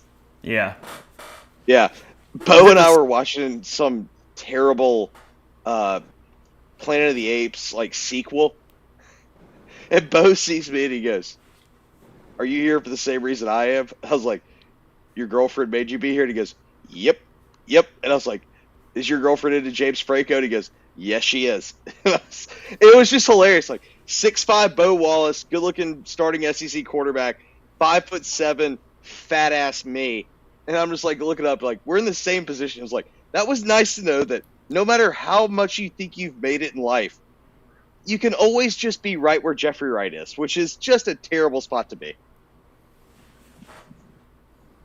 I'm texting with our about to be guest here in just a second, Chase. Will be looking for something. I mean, it'll ring in my ear if Yeah. he pops in. Woohoo! Howard Dean.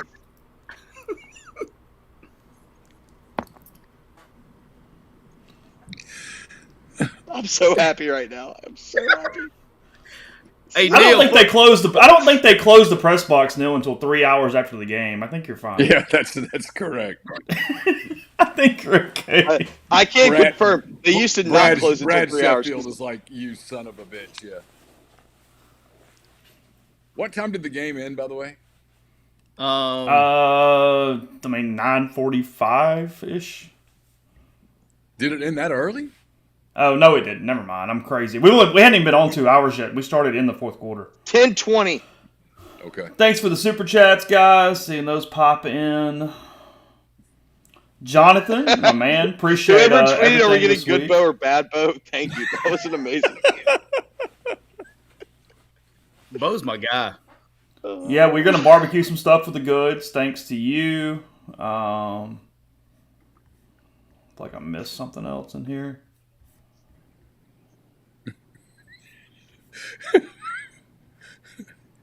He hates that, by the way. Good Bo, bad Bo? Despise. Hold on. We got a call. Yes.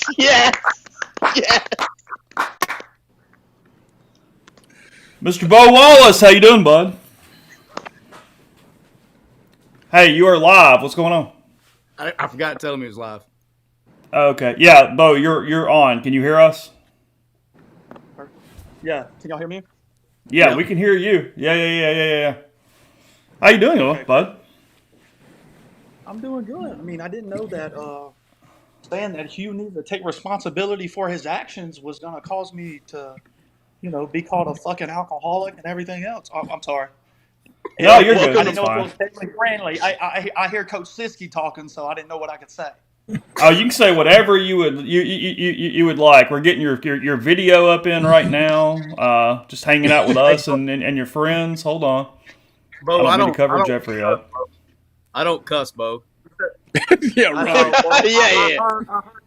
I heard your mom thinks differently. So Absolutely. She knows What I heard. differently, Bo. That's right. That's right.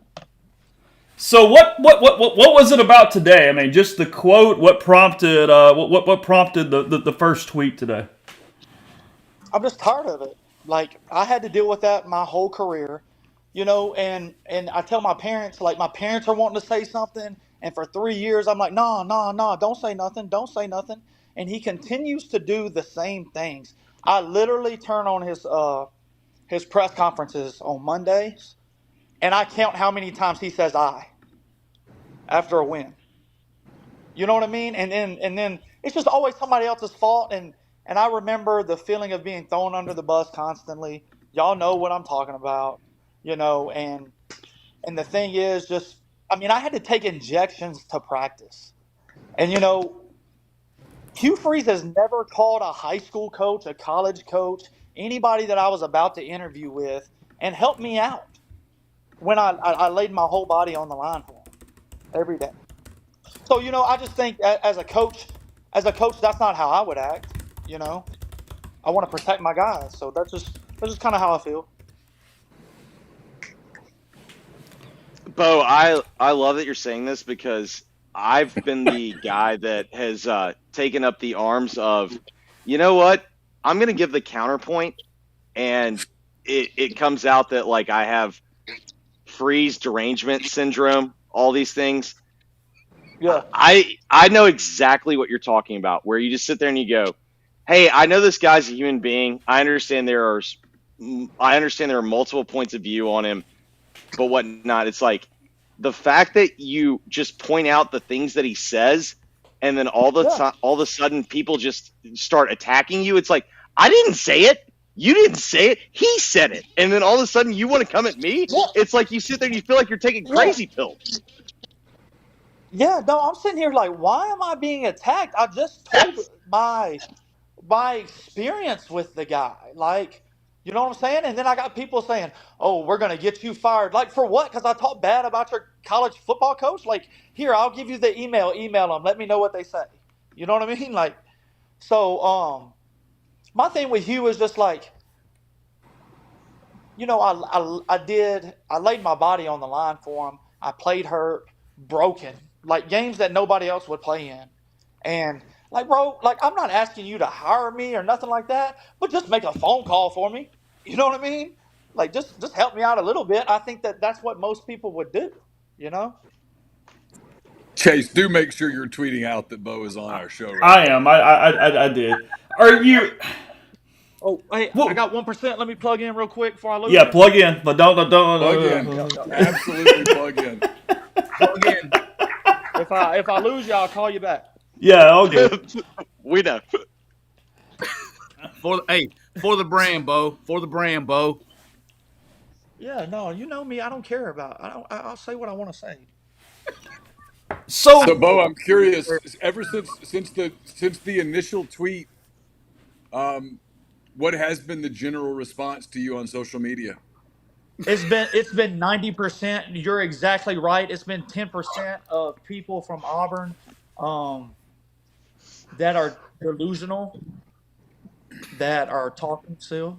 You know what I mean? Like, bro, I'm just telling you my experience with him. Like, that's all I can tell you. You can have your experience with him, and you can figure out. Did that? I mean, when did that start? I mean, while you were still here, you started realizing it. Was it after? I mean, like, how did the relationship evolve and change in that way? Well, I mean, y'all knew the whole time I was there that was Yeah. things behind the scenes that we wouldn't talk about. You know what I mean? The LSU game? Well, the LSU game, yeah, it really pissed me off. But, I mean, here's the thing. Like, look, he was my head coach, and I respected him, right? And he did really good things. And like I said in the original tweet, when I blew my shoulder out, the only reason I was successful was because his offense. You know what I mean? And all the attachments and things like that. I am not criticizing him as a play caller. I am not criticizing him as a coach. I am criticizing him on taking responsibility. No matter what happens, you take responsibility for your kids. It doesn't matter if Peyton Thorne turns around and throws the ball through the back of the end zone. You just say, hey, look, I told him to do that. And then when you get behind closed doors, you rip his ass. But you don't, like, bro, just like stop doing this, man. Like, you've been doing it for 10 years. Have you not learned it? I got news for you. He's been doing it longer than 10 years. I don't think for me, his ego allows him to do that. And this is where I've had this conversation with people. It's the reason why I understand why he left Liberty for Auburn, but it was a mistake. It was an ego deal. He should have stayed on that mountain in that house Yes. and won 10 games a year. He is Yep. and look, and I know I'm fired up right now, so I'm gonna calm down a little bit. But look, I mean, I'm watching them, and you know, I'm seeing the new things people are doing, the new iterations of offense and things like that. He's not doing none of that. Has the time passed him by? I don't know. I don't even Well, know if you it's can necessarily. Here's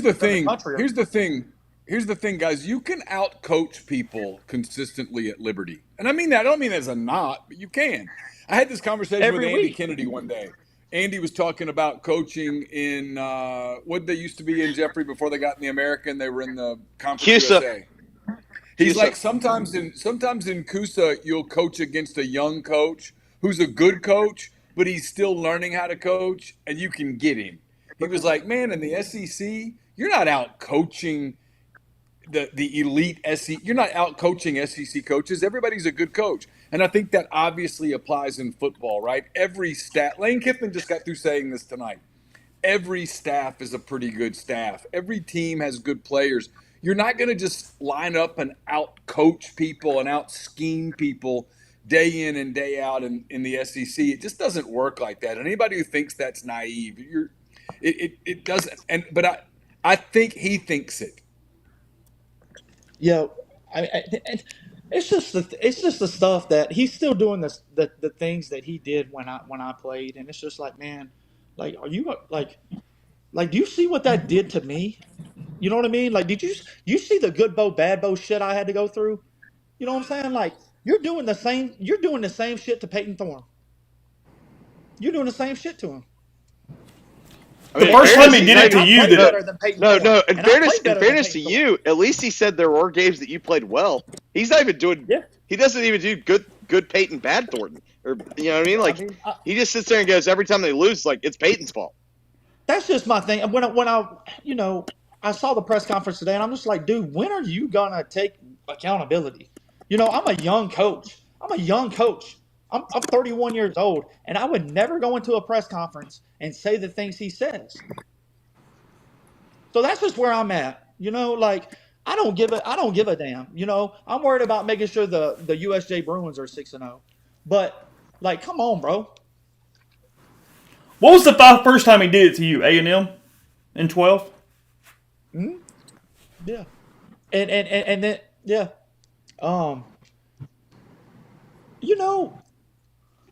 So do y'all remember when I first got there and I got that drinking underage, and it was like the first week I was there. I mean, I didn't even know what the hell I was doing. You didn't drink. Didn't drink while you were underage. No, By the way, the only thing that's questionable there is how did you get caught?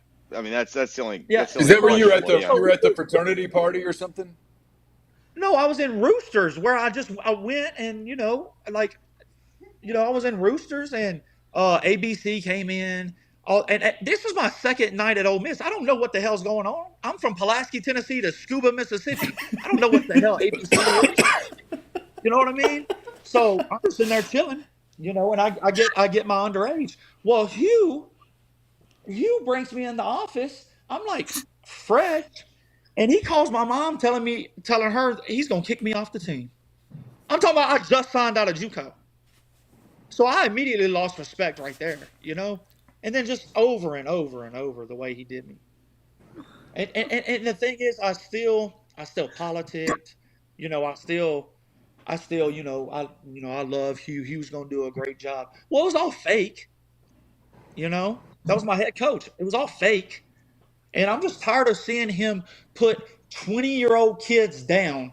When if you look at his record, go back to every year he's coached and look at the interception totals. Stop blaming it on them kids, man. Now you can now because they're getting paid.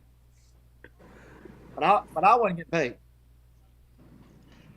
Bo, I've always What up? wondered this. Take me through the huddle. So, the 2014 LSU game, he originally sends out Gary Wunderlich. He doesn't have a timeout.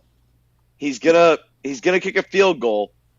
They get a delay of game, and then he sends you back out there. Y'all huddle up. What was said in that huddle? Nobody told me shit. All right, so Oh, that's amazing. It's my fault. It's my fault. You know what I mean? It's still my fault. But like, damn dog, coach me on what you want. Where do you want me to throw the ball? Yeah, you know. Yes, it's not that complicated. He goes into a presser and tells people that he told me if it's not there, throw it out of bounds. No way. I was locked arms with the guys on the sideline. Okay, and I start hearing. Yeah, you were waiting for the field goal. Yeah, so I run out. Nobody tells me anything. So I see Cody. I think it was Cody. I see Cody one-on-one, right? So I try to underthrow it. I never saw the safety, and he calls that bitch like a punt. What did Hugh say to you after the game? I was not talking to him after that game. I was not talking to him after the game. I thank the Lord every day for Dan Warner. No, really. Yeah. I thank the Lord every day for Dan Warner. I also love how Dan. Unfortunately, when Dan had Chad Kelly, Dan was the problem, so we had to let him go. You know. Yeah. I've heard that story too. We had to let Dan go. Dan was the problem with Chad Kelly. Yeah. Dan was the problem. Yeah. Yeah. Dan was Hey, do y'all know that we would be getting ready to go? This is a crazy story. I tell coaches all the time this that I'm working with.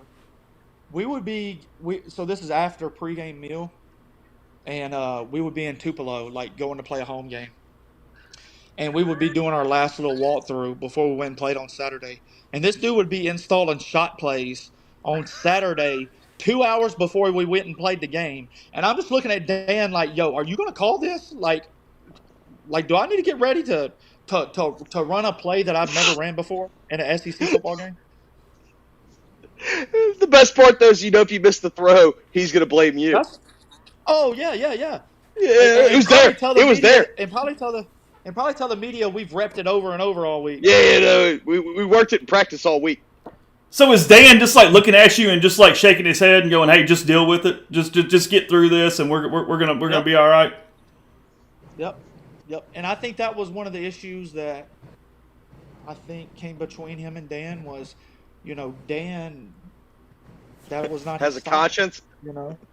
Yeah, that was not his style. Like, he wanted the reps, and I'm a rep guy.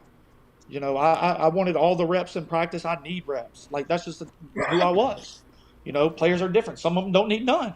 Some of them need them all. I was one that needed them all. And, yeah, just I'm really thankful for Dan Warner. You didn't need that many reps. Well, to me, I wanted all the reps, though. You know what I mean? You Just to don't make give. sure you're ready. You're not giving yourself enough credit. You didn't need that. You're pretty fucking smart. No, yeah. But it was so important to me that I didn't want to give any reps up. I know you were competitive. That's right. I'll say this. I want to be very clear. Bo did not need any reps in 2014 when they played Mississippi State because Bo took 0 reps, and he took one of those injections, and he played his ass off, and he played a great game. Do you know how many injections I took? A lot. Too many to count. Too many to count. Too many to count. Since the second game my sophomore year, I took an injection every game. Tulane That's when you true. hit the linebacker or whatever. I Yeah. took an After injection the after that game every game. He had Every surgery. game. Yeah. In Mississippi State game, I was so my senior year, 2014. I don't know what it was they was giving me, but I remember taking more at halftime and looking at Chief. You know, Chief was my roommate in college, and I'm looking up in the stands and everything is moving. And I look at Chief and I say, Chief, I'm fucked up. And he looks at me and he says, well, you better get real unfucked up real quick. And right after that, I trotted out on the field. Stadium's still swaying. That's where we was at. So, Bo, take me inside what you imagine the Auburn quarterback room, offense room is going to be like on Monday, because he's now screwed with the confidence of two quarterbacks, and they've got to play Oklahoma Saturday. Sooners are pretty good on defense. They're going to be smarting after tonight with Tennessee. I mean, what's that going to be like? Bro, I don't know, but if he don't get it fixed this week, it could get really bad really quick for Auburn. I mean, Well, it's already bad. They're about to get shut out this week. I mean, and look, I still love Hugh. I've said from the start, I wouldn't have been able to be successful without Hugh, especially after the injury. Just take responsibility. Like, I'm 32 years old, a high school coach, and I know not to throw, like, it's all my fault no matter what. Period. And you're making $9 million more than me a year, and you can't even do that, and hasn't done it ever. Hey, Bo, could you hit the retweet button on this a couple of times? And by the way, Bo, what are we plugging? I don't know. All these Auburn fans are going to call USJ and try to get me fired for talking bad about their football team. Just make sure you know what we're retweeting and what we're plugging. I'll take care of you. I got a job for you. I'll take care of you. Yeah. What do you? If I get fired for talking bad about a college football team, y'all help me out. All right? When's the last time he reached out to you? Has he tried to stop you from doing some of these tweet storms at times? I got a story that I'm gonna keep to myself until it's time to tell that story. But it is one of the reasons why I feel the way that I do.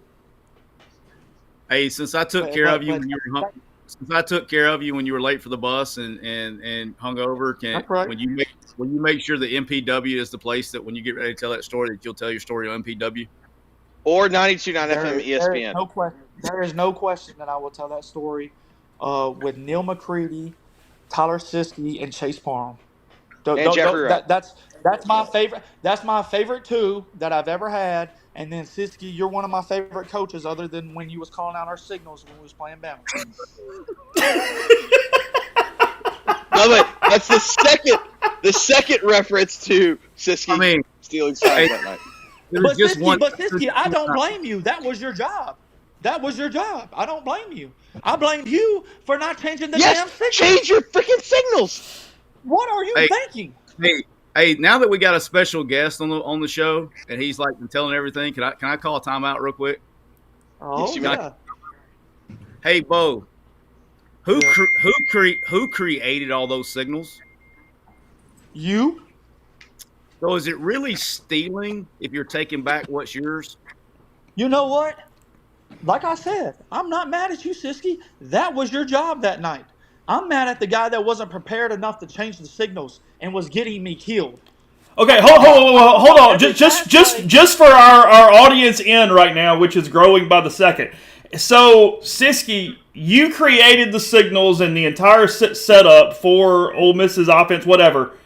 And then when you leave and go to a division rival, they don't change the signals. I'm getting that correct, okay? You're on the right track there, boss.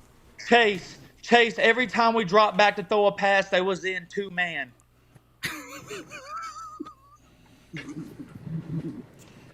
Tell me how that happened. Hey, by the way, I just want everyone to know this. Everyone that defends this man as a great coach, literally think about that. You know that you're going to play a massive game on national television, and someone who created your signs is on the other sideline. Jeffrey, the other press box. Jeffrey, no, Jeffrey, no.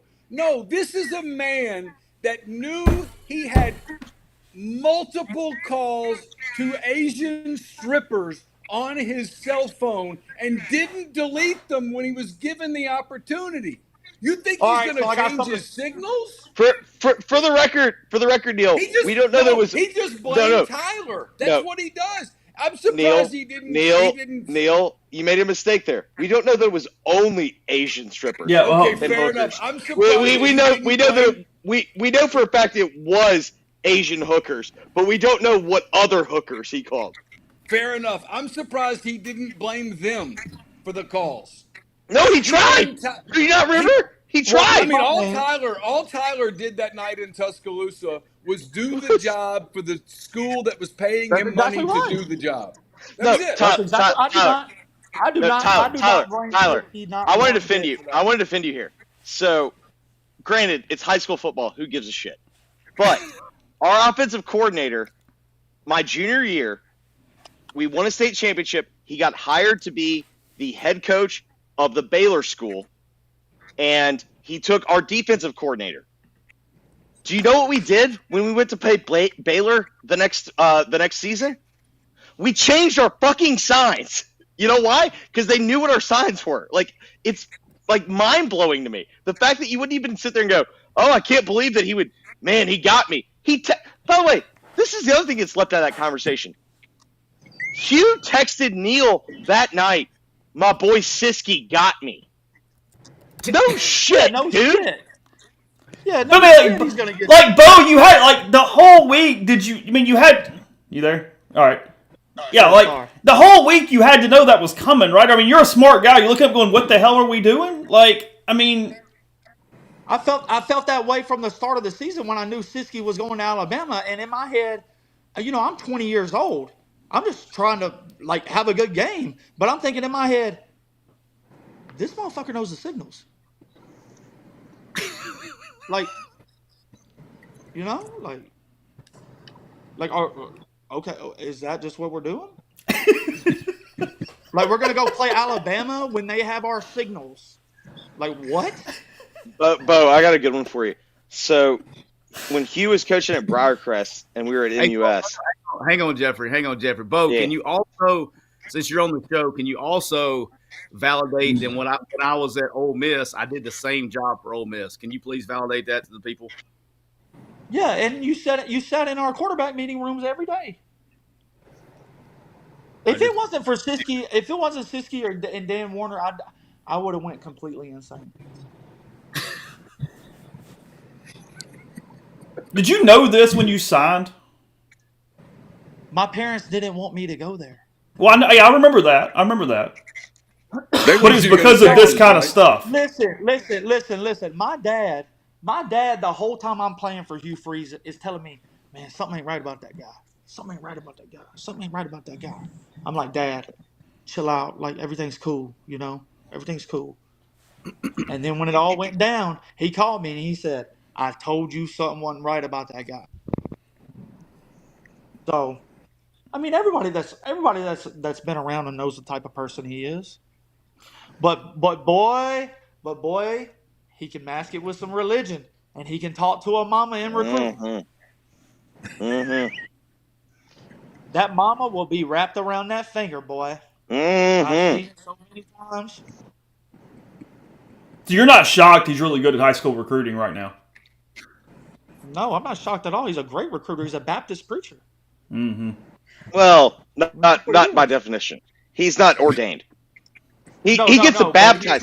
Yeah, no, he gets to baptize people, and I can't wait till he starts selling baptisms on Cameo. But yeah, no, he will do it. Yeah. Yo, well, I'm gonna tell you what. I'm not going to that church to learn the word. Yeah.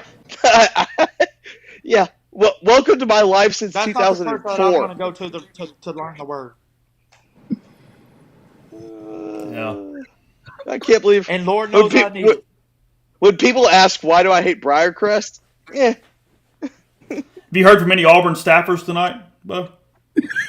Not tonight. Yeah. Not tonight. But hey, Yeah, the last tomorrow. time that I tweeted something, they called me, and I deleted it. But I heard Hugh talking shit in the background, so that when I fired it off tonight, I remembered that too, because I could hear him talking his shit in the background. Hey, Bo, does this surprise you? Does this surprise you that one of my friends, maybe Chase's brother, used to be in charge of Wikipedia for Hugh Freeze? Whenever something was posted on his Wikipedia page that he didn't like, that maybe that person had to go and correct it? How many times do y'all think he Googles or Twitter searches himself a day? Oh, 10 at minimum. Yeah, I was gonna say that's light. That's light. It's gonna be a hell of a search tomorrow. Bo, I told you this. I had a SID. So Hugh followed me at one point on Twitter, and I didn't follow him back because I have a conscience. Hey, we've lost him. He's got to come back. He's going to have to call back. I think his phone died. But, God, that was an all-time moment. When he had the SID come and tell me that, hey, Coach unfollowed you, that's an all-timer. Oh, we got an update. Y'all want to update? Yep. Yeah. Hugh Freeze has unfollowed me on Twitter.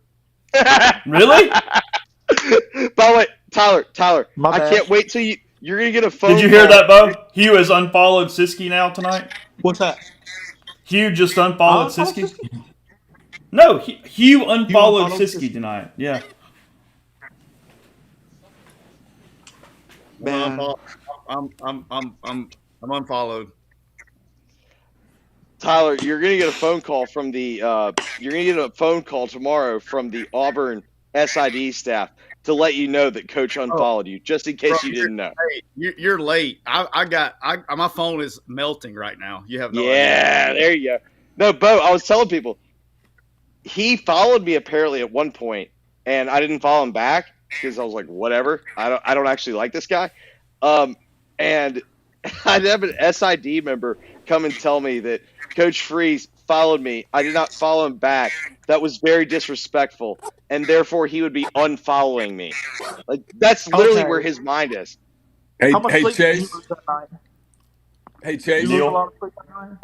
Chase, I'm probably holding up the overwhelming majority of the Ole Miss media relations staff. So I'm going to head home. If y'all are still going, I'll rejoin.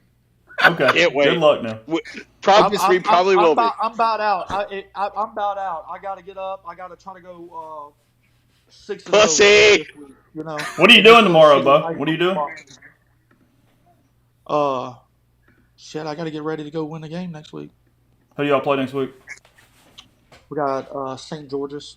We're 5-0 right now. Hey, Bo, I've seen St. George's play. You're good. Dog, I turned it on today and I watched some clips. You're good. And I closed the computer. You're good. Trust me, you're good. Siski, so you've heard from how many coaches like in the last 10 minutes, Siski? All right, let me count. Staff members, like whatever, people associated with a school. Hey, but look, he should have known it was coming at some point. He wouldn't have. He's too big of a narcissist. That's right.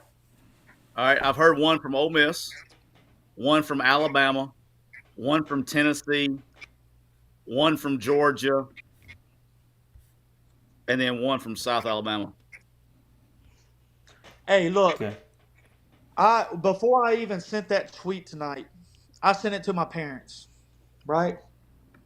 And my parents, like they usually get pissed off at me when I do some stupid shit on Twitter. I was about to say they let you send it. They said send them up. Oh, who said it? Moms or dad? Dad. He said all he said was where's the lie? Send it.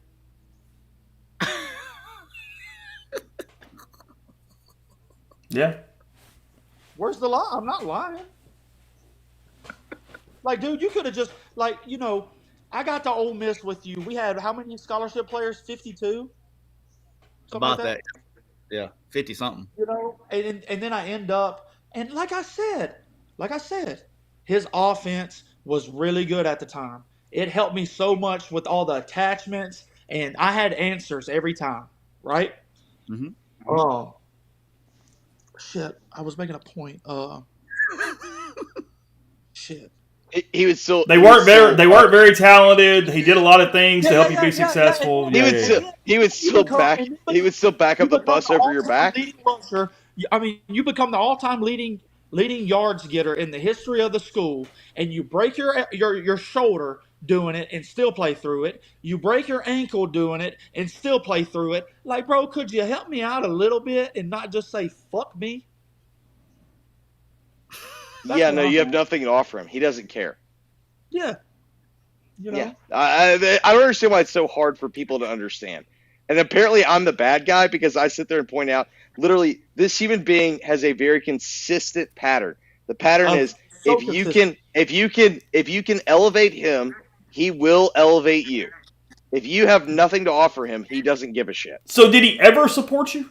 I mean, did you get positive stuff after whatever? Do y'all know the first time he ever made me feel positive and like I felt it was the picture after the Alabama game where we was hugging each other and he had his hands on my face. That meant so much to me because that was the only time he had ever told me thank you.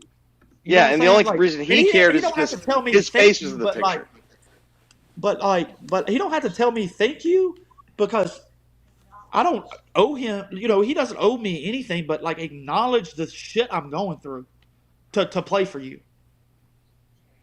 Like I'm broke up, I'm beat up, and I'm walking out there every day, not missing a practice.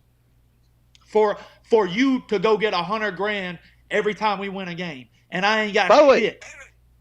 Y'all were down 14-3 to the best team in the country, the team that won the national title, and never wavered and knew we was going to win the game.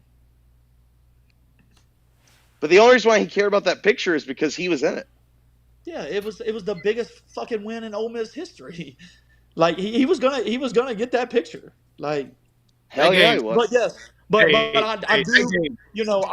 I do feel like I will say this. I feel like that was a genuine moment. Yeah. No, Tom, I'm with you. That game sucked, by the way. No, that was Siski. First off, when we missed the field goal, I said this is the most we are Ole Miss shit ever. And the extra point, you mean? No, by the way, Bo, we got to go back to that. So he sends Wunderlich out to kick the extra point. Wunderlich gets roughed. They miss the extra point, and then because Wunderlich gets roughed, he sends out. Was it Fletcher? Who did he send out? He sent out the other kicker.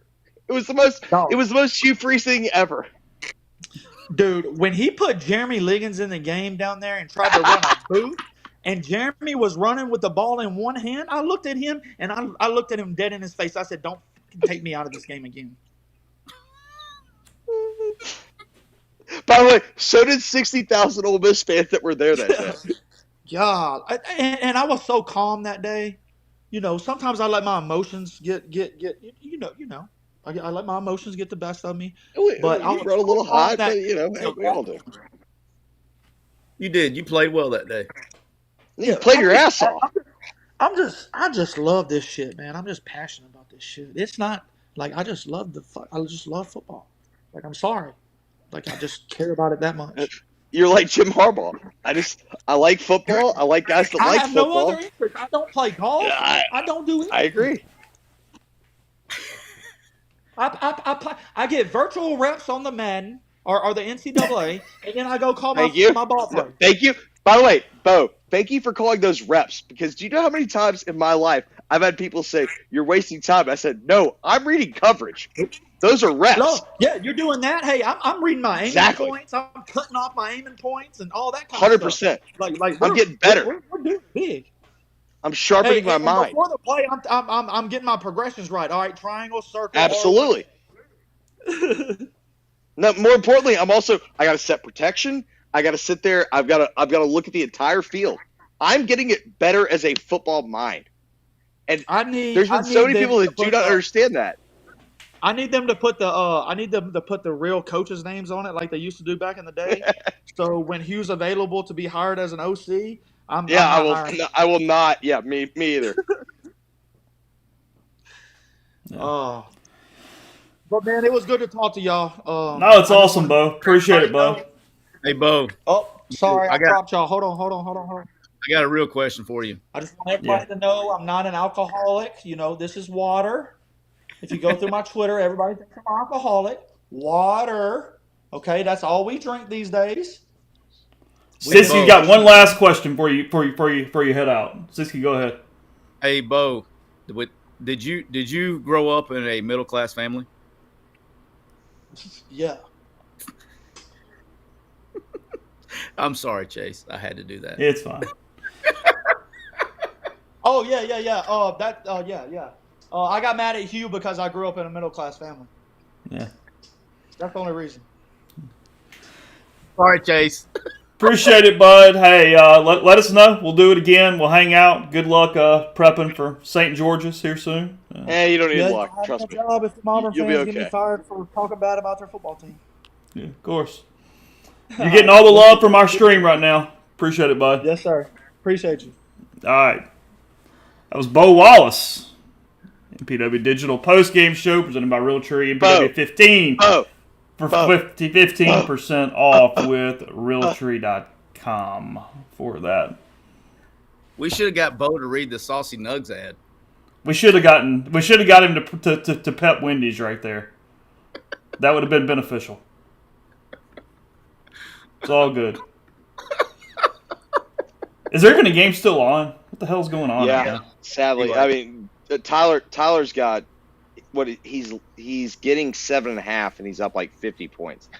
I want to go back to like one of the things that he said, and it is this amazing spot where I have no idea why Hugh has occupied this space, but Hugh occupies this space where if you criticize him, you become a lightning rod.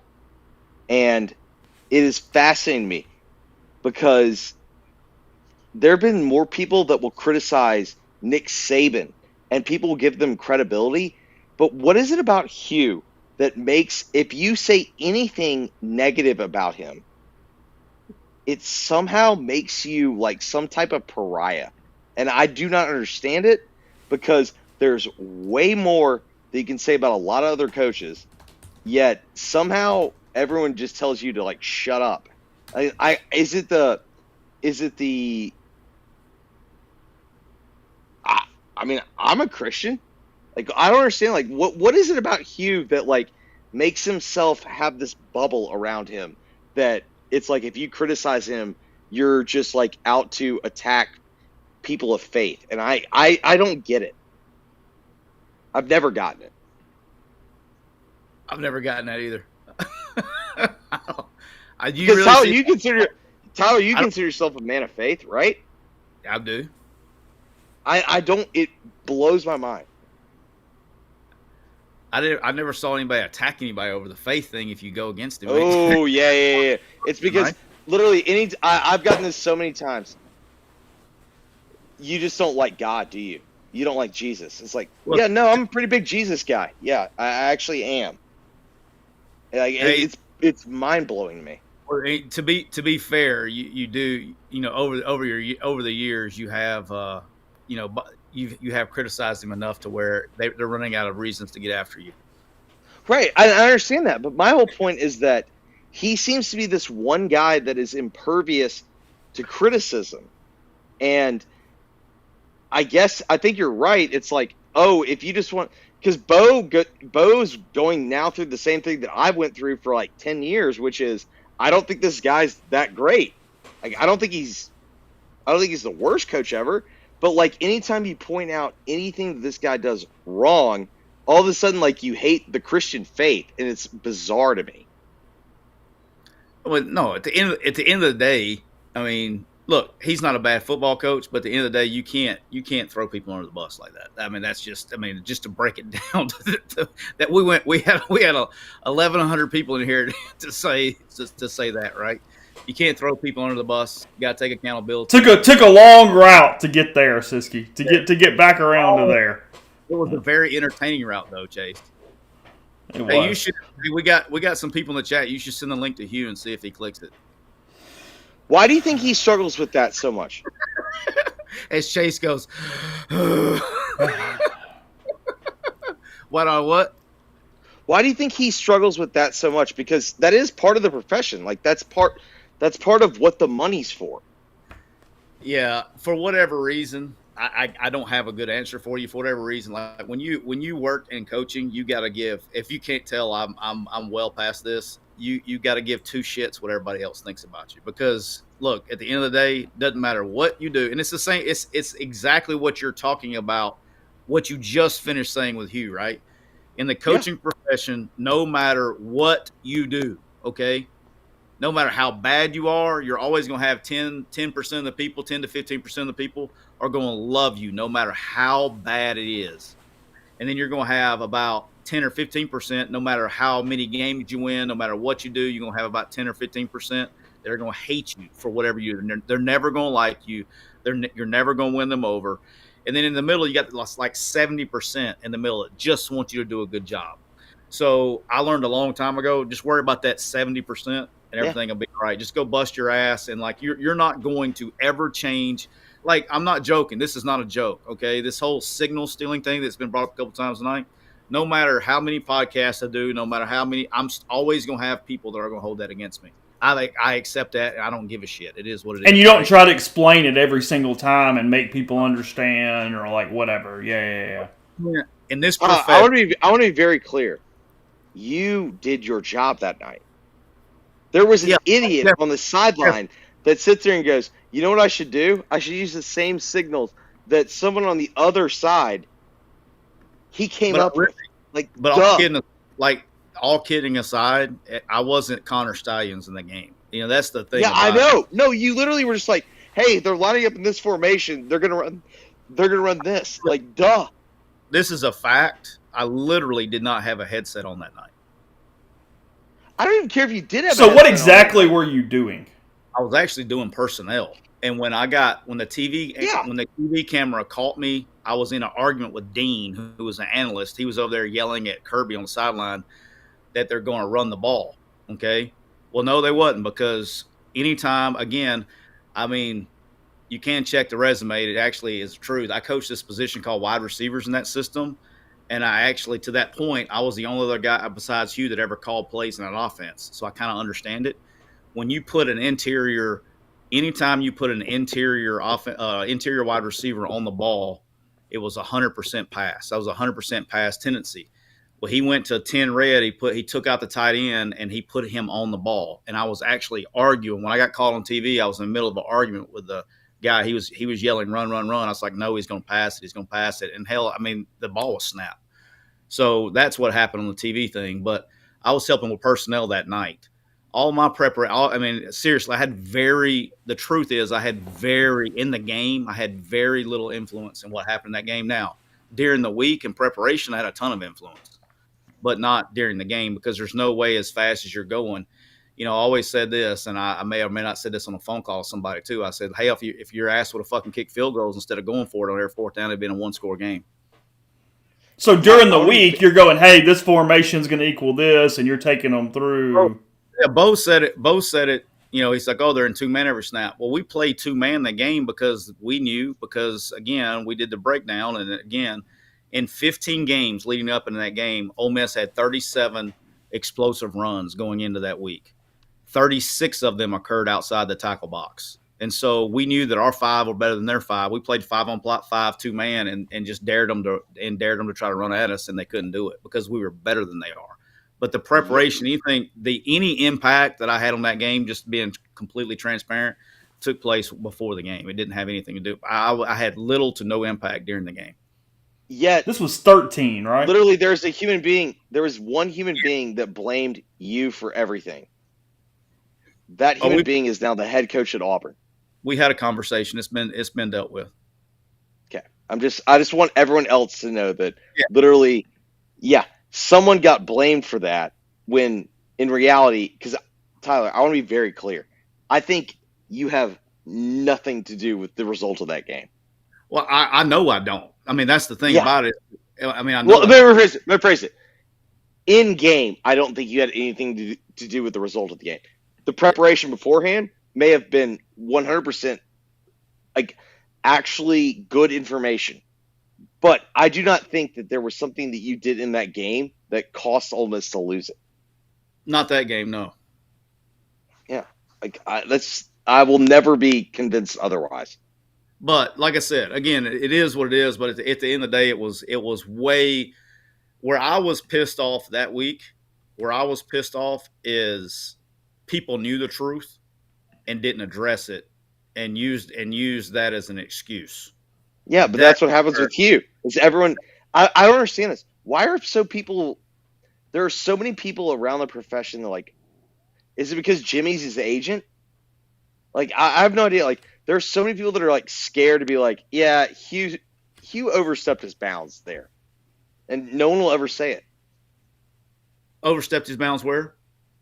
Like, Hugh will always just like go off and tell his tale, and like everyone just accepts it as a fact. And when everyone else is like, yeah, that's not really what happened, but everyone's always just scared to be like, yeah, that's not what happened. Yeah, no, but that one, and it was ran with more than just him that week. You know what I mean? Like there was and maybe they were talked into doing that or whatever, but I don't know. But now you're starting to catch the drift. Yeah, that narrative was ran a lot deeper than it needed to be ran, if that makes sense, and it became where I got pissed off is it could have. There was a conversation that took place pretty quick after that, like on Sunday. And I thought we had an understanding and we understood everything. And, you know, I will say this, and it's probably the last time I ever going to fucking comment about this shit. It's happened 10 years ago.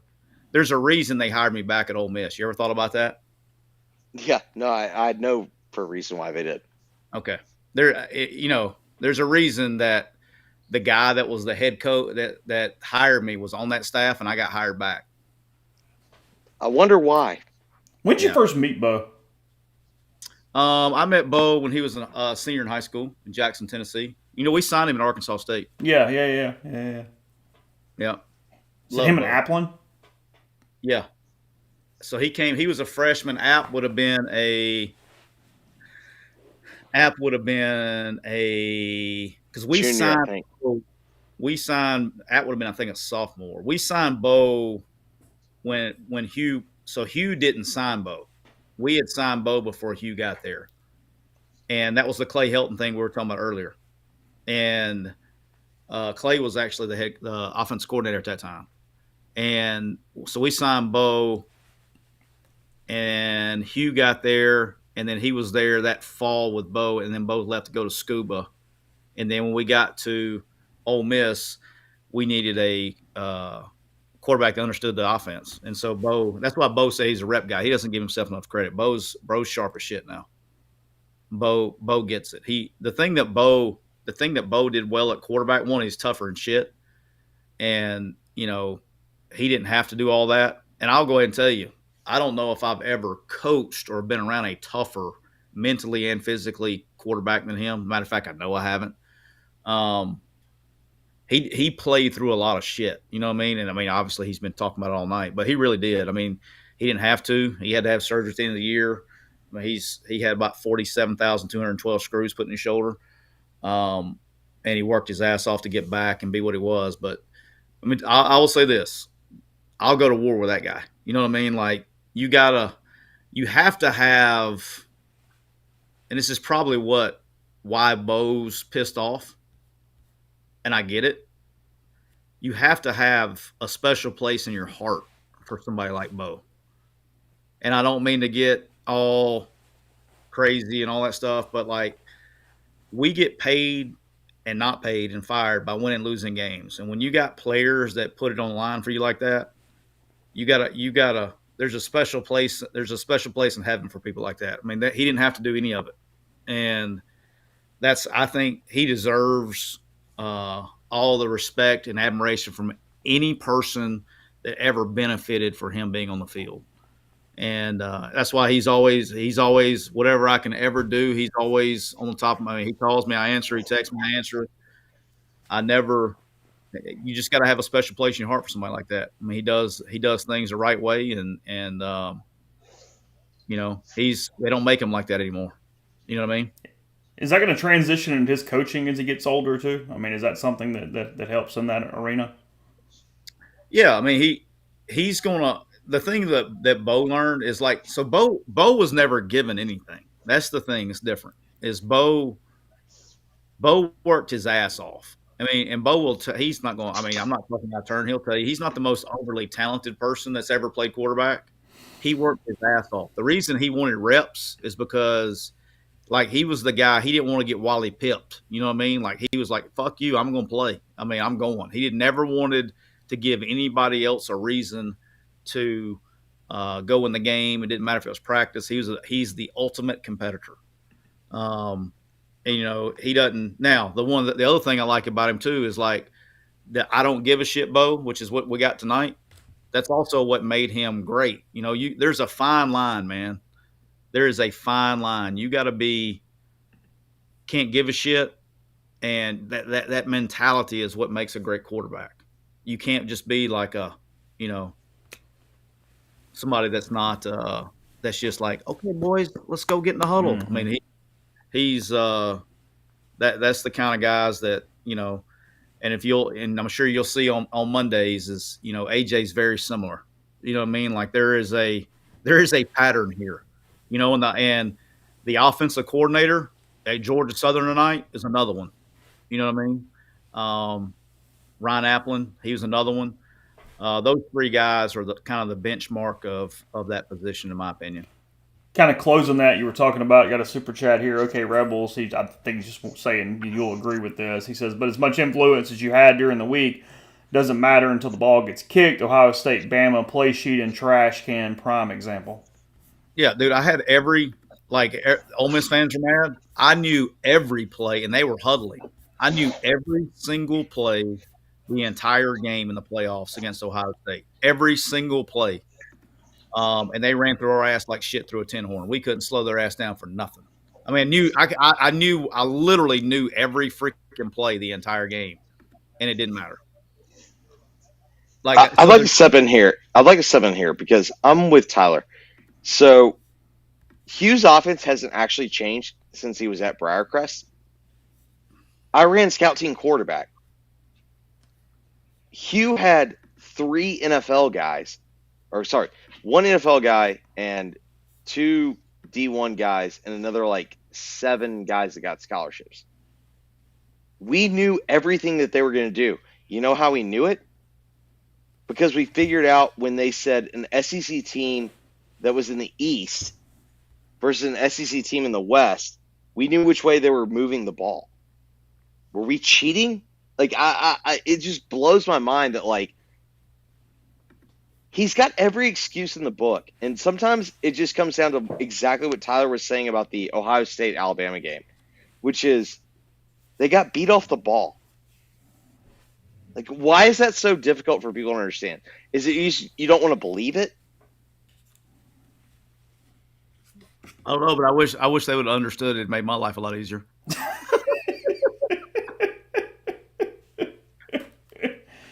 Hey, Are Jeffrey, all the games over now? Or like we have nothing else on television?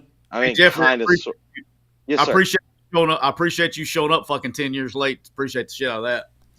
No, in fairness, hold on. In fairness, I defended you then.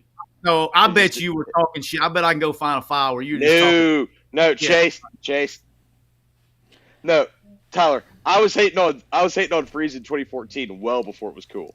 Yeah, if anything, we pissed you off that week because we were like, we very much defended it doesn't you. really add up, and actually it did not work out well for us. No, at that time. Not. Bobby Ray, big super chat, appreciate you. Says DoorDash some sauce nuggies and let's party. My boy, appreciate that. Hey, I'm telling you, the buffalo and the honey barbecue were not bad. They were completely solid. Ghost pepper, little odd. And I'm just not a garlic parm person in general, like wings or anything. That's not my thing. Still, the greatest moment y'all did was the taste test when you was like, "Oh, these ghost peppers, they're not hot," and you gave one to Neil. Neil literally's crying and choking over here. Oh, hold on. Let's let Siski go so that Neil and I can talk about when Auburn's going to fire their coach. Oh, I'm here for it. Everybody's like, "Oh, Siski's uncomfortable in the chat." I see him all.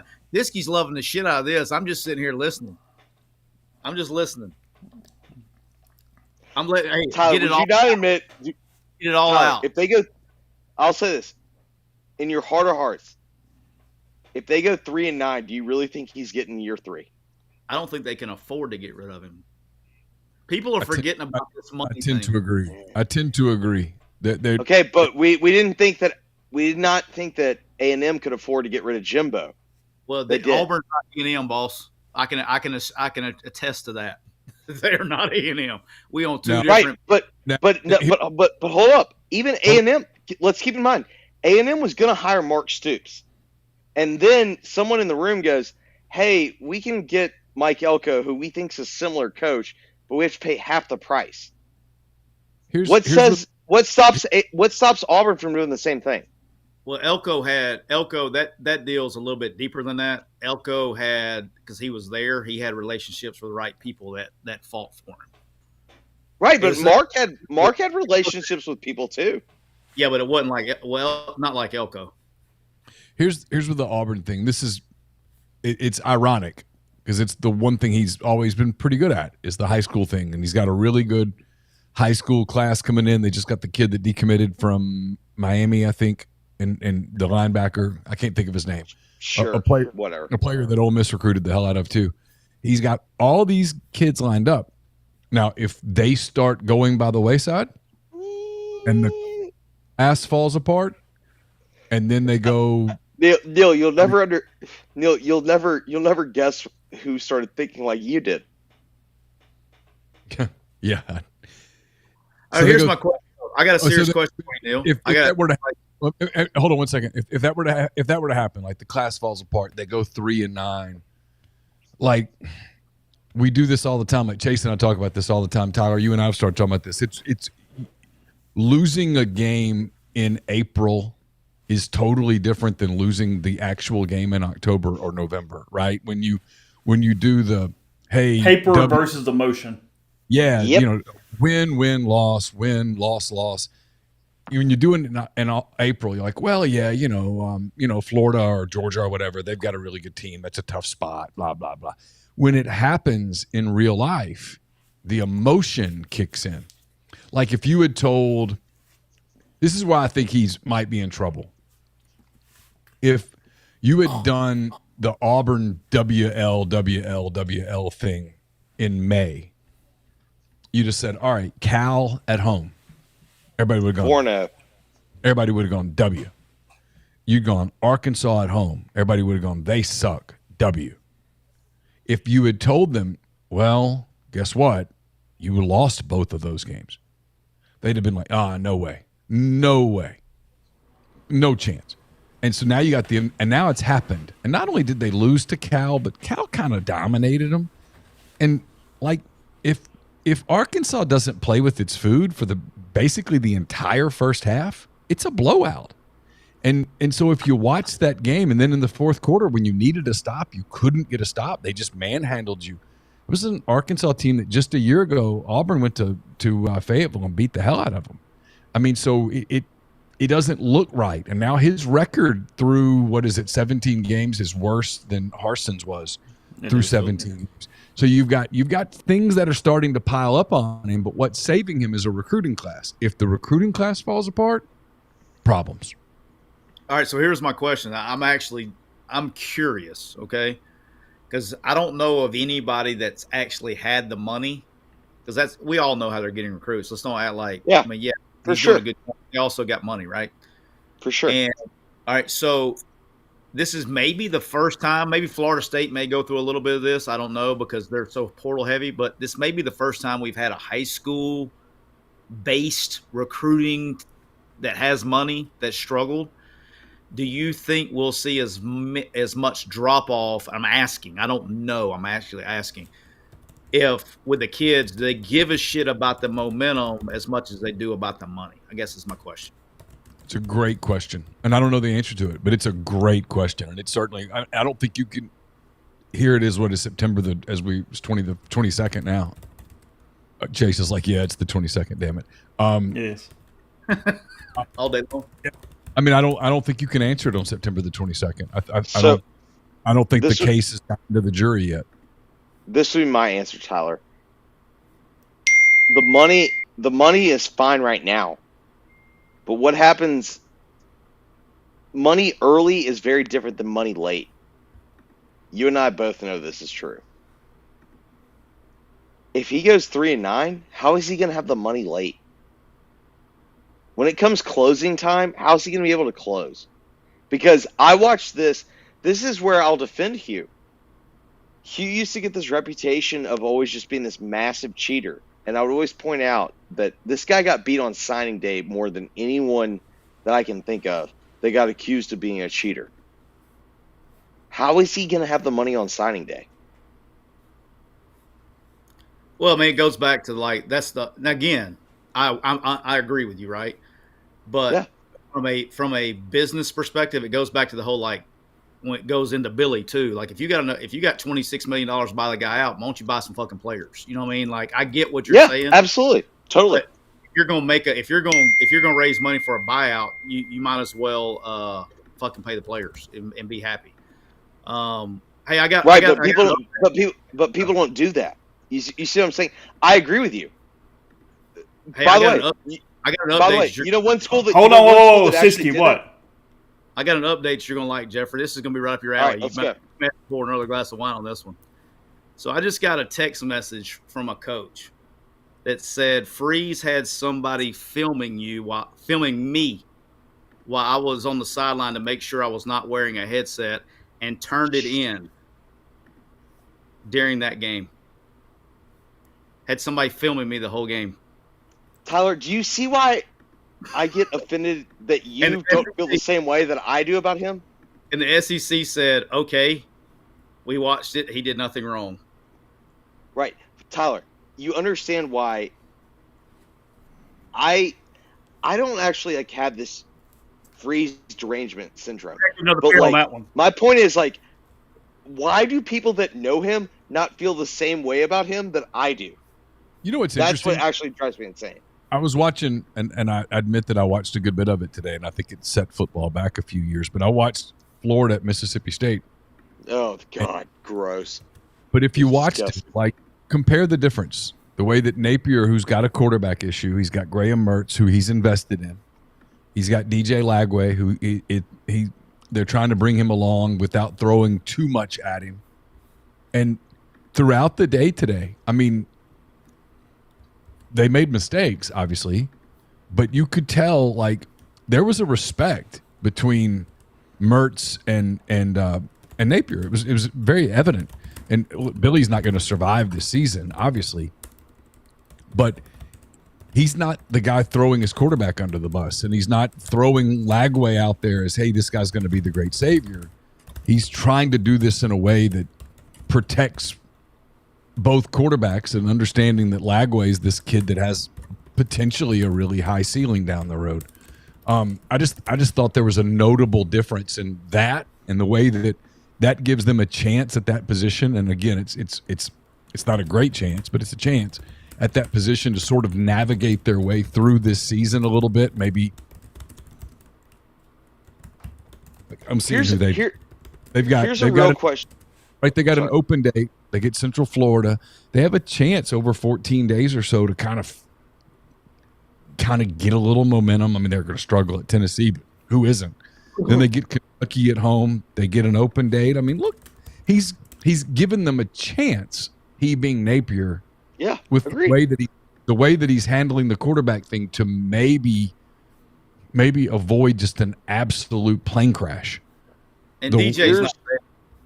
Yeah, and exactly. DJ ready. The media is clamoring for Lagway to get the job, and what Napier knows, and I think it's really to his credit, right, is that no, he's not ready for that. And if I throw him into that fire, he's going to get burned. And if he gets burned, he's going to have scar tissue. And then whether it's him or wherever the kid goes, or if the kid stays at Florida for the next coach, whatever the case may be, it's not in the best interest of the kid. I think you actually saw today Napier put other people in front of him. And not to just pile on, but to me, that's like the final point for me on it. I've lived this. It's just easier for Hugh to blame other people. Billy's not going to do that, even though he's probably going to lose his job over it. The whole Graham Mertz thing, it's probably going to be the end for him. But like Graham Mertz played really, you can question how well he played, but here's what you can't really question today was he played really hard. He played with a lot of enthusiasm. He was fully engaged in being the Florida quarterback today. And I think Billy Napier deserves some credit for that. Yeah, but this is also the problem with Hugh. Right, that's my point. When Peyton Thorne got in there, he played really hard. He embraced being the Auburn quarterback. And this is the question that I asked Tyler, because Tyler knows way more than I do, and I don't pretend to know more than Tyler does. Tyler, name someone that's gotten better playing for Hugh. I know people that have like had their draft stock raise, but I mean, in terms of playing the position, you've coached the position. Yeah, I mean, name someone that you actually believe got better playing for Hugh. That's pretty easy for me. I was with him 2 years. We had Ryan Applin, who was a true freshman, ended up being the player of the year. And then, I mean, Bo got better. I mean, so it's not, I haven't been with him since all this other stuff. So I don't know. But when I was there, our guys, we developed guys and they got better. I mean, we were pretty fucking good. Okay. I mean, I always heard the thing of like when Hugh took the job, he thought Arkansas State's roster would have won the game they played. That's true, but you got to remember who we had too, right? I mean, like, yeah. We had this guy named Demario Davis. He's pretty fucking good, Chase. Yeah. You know, we had good players. Like on that team at Arkansas State, we had Demario Davis. We had Alex Carrington. He was actually from Tupelo. Alex Carrington, he was a third-round pick. And then we had Ryan Applin, who was like a three-time conference player of the year.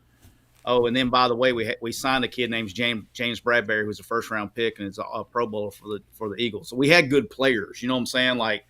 Like you didn't know it at the time. Like you would have, I would have never have guessed Demario Davis would be this good in the NFL. You know what I'm saying? Like you didn't know it because you're at Arkansas State. But yeah, we were pretty fucking good. You know what I mean? Like we also, you know, Virginia Tech won the ACC that year, and we had the ball first and goal at the 8 with a chance to tie the game. I mean, we were pretty good. Are you surprised he unfollowed you tonight? No. I don't give a shit either. I mean, I really don't. I mean, it doesn't. Will he follow you back tomorrow? Probably.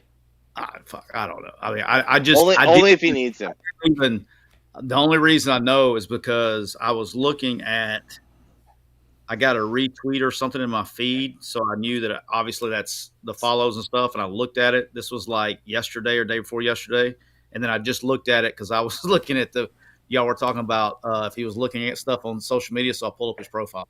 And I saw that I recognized that I wasn't being followed anymore. Oh, all right. But no message. All right. Quick question for you guys, because in the morning I'm going to wake up and I got to do 10 thoughts. When I rank the SEC, where do I put people? Give me your thoughts on how this thing sort of shakes out. Siski first, because Siski is smart. I'm gonna be different. Even though I'm going to go against the grain here, I'm not taking Georgia out of one until Georgia shows me they'll lose a regular season game. I just can't do that. I'm with Sissy. I agree completely. They're the king until they're not. I mean, I get it, but they haven't lost a game since the Wuhan flu, okay, regular season. Yep. Totally with you. Texas will be 2, okay, Yep. and Texas arguably could be 1, but they're 2 right now. All right, then I would go 3. I would put – it's got to be Tennessee. I would put Tennessee, and then I would put Ole Miss 4. Yep. Alabama 5. Missouri 6. But I'm all right. Who can I contend with 6? Who are the contenders of 6 besides Missouri? It's Missouri, LSU, or Arkansas. Yeah. was a I muff mean, I guess punt. you can technically say Oklahoma, but we just watched what Tennessee. Yeah, We just watched what Arkansas, Tennessee did to Oklahoma. it's I will Arkansas. say this. They're a muff punt from 4-0 and being like 18th in the Yeah, country. I agree. I agree with Neil. Here's the thing with Missouri is you have to put them in there because of their schedule, and they're going to get there. I'm telling you, they're going to lose games. They are. I agree with everything you They said. just don't look right. I know it's I eye agree. test, but they don't look No, right. I know agree what with everything Tyler said there. Like, I get it. You can't knock them for winning, but at the same time, like, that ain't right. Like, But, like, let's be after honest. that, What's going to happen like- when they go to Tuscaloosa? What's going to happen to them when they go to Tuscaloosa? Oh, they're going to lose. But they may get Badly. run out of the. You know what I'm saying? Like, Yeah, I'm with Tyler. They could get run. they play Georgia, right, and they play Alabama. That's the only two tough games. They don't even play Tennessee, right? Here's my that's correct. next hot take. Please tell me I'm crazy before I write this tomorrow. Of Ole Miss's next 3 games, the one that I circle now and go, that's buyer beware right there, is at South Carolina. 100% accurate, 1,000% accurate. Because To Tyler's point, it's the only time that they're actually going to like struggle to block. Sellers will be back. Okay, so they got a bye week. Sellers going to be back, and I would be scared to death defensive line matchup versus offensive line matchup, and that's what wins in this league. And you're doing it on the road. Yeah. You know, they're going to have to be really creative. And I'll say it when we do the lead up that week and all that stuff. But Lane and Charlie Weiss are going to have to move the protection point when they play that week. Right now, Jackson's kind of sitting in the back, and he's kind of sitting there on that, and he's getting rid of it. They're going to have to move the protection point that week. They're going to have to. Here's my only thing about Ole Miss right now that bothers me a little bit, that prevents me from going, I think they could win the whole thing. And it's a minor thing, and we don't know. Like, I wrote my whole column today about the word know, K-N-O-W. Right? You can think something, you can believe something, but so far you don't know it because they haven't played anybody.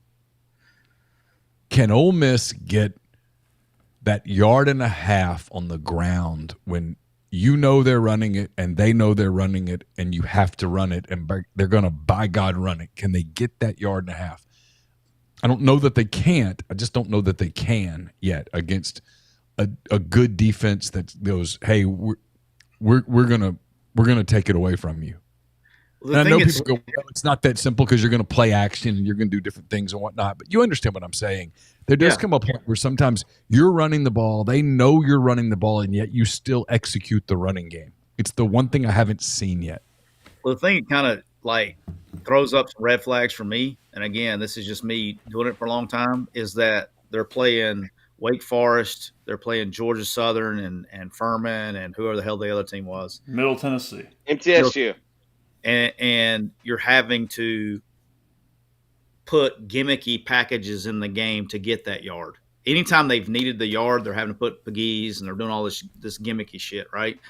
And the reason they're doing that is because they know, like as a coach, the reason you do that is because, guys, we can't freaking line up. And I think they tried to do it late in the game or in the third quarter. They tried to line up and do it, and they've been getting stuffed. And so they put piggies. This is the drive that piggies jumped over the top. Yeah. They tried before that to do it, and they were getting stuffed. And that would be a red flag of concern, I guess is the right word, that you're having to gimmick, personnel groupings to get that yard. Now they're getting the shit too. You got to give them credit for that. You got to do what you got to do. I mean, they lead so far 220-22 or something crazy. I mean, they're just dominating. They have the greatest plus-minus margin in SEC history through 4 games. That's correct. Yeah. But as we all agree, what does that mean? We have no idea. Look, they're going. It might mean a lot. Right. Agreed. It could mean a lot. We have no idea. I'll be very interested, like early in the game this next week. I think Ole Miss is a better football team than Kentucky. I do. I'll be very interested in the early part of this game with the speed of the game, right? So you got Kentucky that's played 2 SEC games, and then you got the speed of the game, regardless of how good they are in the passing game and receivers. The speed of the game is going to like elevate tenfold. And how do they? the game. It's going to be like, when you go run, you're conditioning yourself to run, and you run 5 miles a day, but you do it at 6 a.m. And then one day you can't do it at 6 a.m. and you go out at 1 p.m. and you've been running in 70-degree weather 5 miles, and you've got that down to a science, right? You sweat, but you're not losing it. You're good. Suddenly you go out at 1 o'clock in the afternoon and like the heat stresses you and you feel the heat and you panic a little bit. And I think it is going to be a little of that for Ole Miss. Like, so I think they're going to go from, hey, this is just really comfortable, to suddenly there's a little stress. Yeah, no, I agree. And the thing you got to, like, I may be not, I mean, Jeffrey may have a better feel on it. I don't know. Chase, I don't know. Neil, we've talked, obviously 3 times a week. Kentucky's the hardest team in the league for me to figure out. They look like a really good team at times, and they look shitty at times. I have no, like, I'm so confused on Kentucky. Like, I was like this in the preseason, and nothing's changed. I said in the preseason, that's the one team I was like, man, they could be 6-6 or they can be 9-3 and everything in between. If they show up and play like Kentucky, and I mean, like they played against Georgia, they played well today. I thought they were going to be asleep today. They were not. No, they came out and played today against, again, we can make all the jokes we want to, but Ohio is actually a decent MAC team. They came out and did what SEC teams do to MAC teams. They just completely dominated the game. What do they look like next week? I don't know. And then the back end, I saw somebody in the chat mention it a minute ago. I don't have concerns. I have questions. We haven't seen them be tested really because the defensive line is so damn good that even when they may get beat or they may get called, they just, what I'm saying? They hit the damn quarterback and he's breathing out of his ear hole. But they haven't played an NFL receiver yet. And they're about to make a run where they're about to play NFL receivers. So now we're going to start, and that goes back to what Chase, I think Chase is concerned. He was talking about earlier in the show, Neil, while you were listening to people say, give me thoughts on Jackson Dart's throw motion, is how many holding calls are getting in the back end, and what's Barry and Brown going to do when he gets out there and runs a damn crossing route. Yeah, I'm fascinated. I mean, I really am. I'm so thrilled because I think if it had been another dud game this week, I think Chase was going to come in here and just like shoot me or something, because I'm run out of stuff to. I've run out of stuff to talk about with this team because I want to see them play good.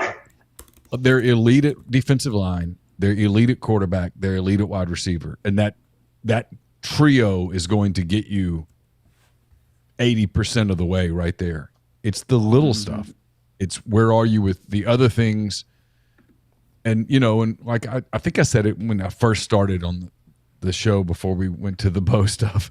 I mean, Lane hinted at it tonight, and Lane's on top of his game right now. I mean, from just the way he talks and stuff, you can tell that he thinks he has a team that has a chance to do elite things. And he's been around 2 programs, Pete Carroll at USC, Nick Saban at Alabama, where he knows what that looks like. And he obviously sees something that looks familiar, but he knows that, hey, they're about to step up. And I think he hinted at it he was probably talking about South Carolina and or Arkansas. It might have just been South Carolina, and it might have been both of them. But I think he knows, hey, before the season, people circled those games and said W. And on paper, it's a W. But both of those games come in weird spots, right? This South Carolina game comes before LSU. That Arkansas game goes between Oklahoma and Georgia. These are human beings. You don't just get psyched up, ready to rev up every single week, week after week. It doesn't work like that. If it did, there wouldn't be upsets every week in college football. And so I think he knows that there's going to be some moments coming in the next few weeks that are stressful, that are different, that test you, that you find out what you're about. And they haven't had one of those yet. They haven't had anything resembling one of those yet. In fact, every game it's been like, okay, well, here's the opening bell. Okay, you knocked them down. Okay, now you knock them down again. So from the very get-go, been a zero. They've played not one snap of football this year where the thought realistically in the back of their mind was, oh, shit, we could lose this game. Not one. And I think based on just a quarter century of covering the league, that's coming at some point in the next 10 weeks. Yeah, like tonight. And I know fans may not even notice it or whatever, but, there was a touchdown. There's one he threw to Jordan Watkins. Okay, he could have done that shit every freaking snap of the game if he wanted to. Every time they lined up too high, he could have thrown the bender to Jordan Watkins or the slot every time, and he was trying to force some stuff. Not force it, but he's trying to work on some stuff. But he could have thrown that bender until he puked. There was no defending it. Like they have no chance. And I think from a passing standpoint, as long as they protect. They always all right. So last few years, right? There's always been this thing like, hey, we got to outscore them. We got to outscore them. We got to outscore them. Well, you don't have to do that anymore. But with all that being said, to beat again, I've said this a few times. I said on your board this week, Neil, is if the goal is to go 10-2 to get in the playoffs, they don't have to change shit. Yeah. Okay. They don't have to change anything. I think they're fine. But I wouldn't be either, and I don't think Lane is, obviously. But if the goal is to win the motherfucker, okay, you got to get better at other things, particularly running the ball and playing situational football. And Lane knows that in his back pocket, he can drop dart back and just sling it down the field anytime he wants to. But you got to protect. But at the same time, there's going to be a time in the season where you have to run the football to be effective, and you got to run it when everybody knows you're running it to be effective. And that's the one thing that I saw him but repping today, because he could have thrown the bender till he puked. They had no chance. They had to create their own adversity because they could have just done whatever they wanted to every time. And they've done that in all 4 games this year. Yes. They could have he could have scored 90 tonight if he just wanted. If he treated tonight like he did, who'd they play the first game? Furman. If he treated tonight like Furman, Jackson Dart was on for 700 yards. Mm-hmm. But he knows preseason game. He's got to do some other things. Yeah, and I don't think he wanted to. I don't think he wanted to embarrass Clay Helton. He wanted to cover, but I don't think he wanted to cover by 30 points. And he covered. Tennessee, Texas, and Ole Miss still, all covered this weekend. Hey, why didn't I do this in the Siskey picks? Just go with my formula. I'd have 3 wins right now. Yeah, those 3 Scoops, covered. You went 1-5, Scoops. Oh, I'm well aware. But you got your money line. No, I got my money. Oh, sorry. I thought you had Colorado on the money line. My fault. No, I had Colorado -2. I had that all. Well, you got that one on a Hail Mary, but hey, it counted. No, Hail Mary with no time on the clock to tie it, Scoop. Send it to overtime and 1. Covered for you. That's the ultimate. That's the ultimate backdoor McCready right there. Yeah. Hey, I've talked. Just so you know, Scoops. I've talked to Chase. I've talked to Jeffrey. There's not going to be any more of this anxiety scoops for Talladega. Well, there's somebody else you probably need to talk to. You're completely fine. We have decided you're 100% you are safe. Hold on. Name someone more bougie that you know than me. I've been to Talladega, and I was like, it was awesome. It was fun. You're not as bougie as I am. You're going to have a good time. Trust me, you're going to have a good time. Siskey thinks you're actually going to come out of it a NASCAR fan. I'm closer to Siskey than I am me. No chance. Scoops, you're gonna be in there like Cubs wrong. No thanks. I'm gonna watch the Kansas NASCAR race. Hey, what? It's Bristol at night, baby. That's what I'm doing with my evening. Wait till you start figuring out, like, holy shit, all these people have to work with the same kit. Like, all these cars are the same. Like, how are these people actually? He's a little loose coming out of 3 right there. I don't know. Yeah, exactly. Like, this is racing at its finest. Uh-huh. Hey, he got to take a round out of the right rear. He's got to take the wedge out. He's got to exactly. You know how many messages I've gotten on TikTok? I mean, seriously, it's upwards probably of 60 or 70. They're like, hey, if y'all go to Talladega, I want to drink a beer with Scoops. We just got to have a big meet and greet. We are. I want to hire I want to hire Tyler's TikTok team. They are Yeah. amazing. They're the best. They always know. They know exactly what to clip. God damn it! Like I really want their TikTok team. You should see the stuff I don't approve. Oh. I know, but at the same time, Well, that's the thing. I do. I'm like, well, look, I know I said it, but at least let them actually click and watch the show for me to get thrown under the bus. What are you So drinking now? Just a Cabernet. Oh, okay. We got wine. What are you drinking, Chase? I mean, nothing now, but it was Midwinter's Dram. It was what? Midwinter's Night Dram. It's a Hey, rye. when we said we were going to do a bourbon taste test, like we were going to do, like we did the wine show, when we're going to do the bourbon taste test? Literally whenever you want to do it. So if you're waiting on me, you're backing up. Okay. Okay, Take so you through the whole gamut. So we were supposed to do an in-person thing during the Kentucky game, but I bought a house, so that is off the record. When's their next noon game? Oklahoma at home. I don't know. I mean, well, Okay. So yeah. the Oklahoma game. Let's circle it. The whole crew. Okay. At the bourbon house. Yeah. Whatever you want. Absolutely. At Neil's house. I prefer Neil's house. We can do my house. Yeah, we'll get take out- you through. Yeah, Siski. Hey. I mean, don't worry. Difference between bourbons and ryes and blends and the whole deal. You can be. Siski, I'll bring a Weller 12 for you. Like, dude, I'm actually the bourbon stuff. Like, I'm not a bourbon guy, but Yeah. bourbon, I really like when you actually drink a real bourbon. I'm good. I like the taste of it. Well, the Like, only thing I could actually afford was Weller 12, so I will bring it for you. I could be borderline alcoholic with some of the good shit. It's really good.